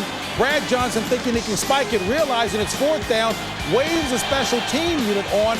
They come out, so it is now time for Gramatica to try and boot this 40-yard field goal to tie it up. You see the clock winding down. Gramatica calmly comes up and puts a foot in it, and he nails his 40-yard field goal at the end of regulation as we head into overtime. We'll take you to this game if it is still being played. Back to Ron and Dave. Wow, JB, I tell you what. Martin Gramatica making up for that Chicago game last year when he missed the big one at the end. And that one is a burner, 20-20. That is something else to see that. I mean, Brad Johnson should be more aware of what the situation was. Either that or they didn't communicate it right from the sidelines as to what they were going to do. If you got a field goal chance, you got to take your chance. I don't understand that one. Well, I'll tell you what, to sum up this game, I like Raiders' defensive line and the way their offensive line came out and played today. Seconds winding down. Here's the Raiders trying to line this one out and open up the season with a win here at home. And it looks like they're going to do that. Randy Jordan carries, and they won't run another play. So the Seahawks limp into town without their starting quarterback and without the starting left tackle. Do the best they can, but it's not enough.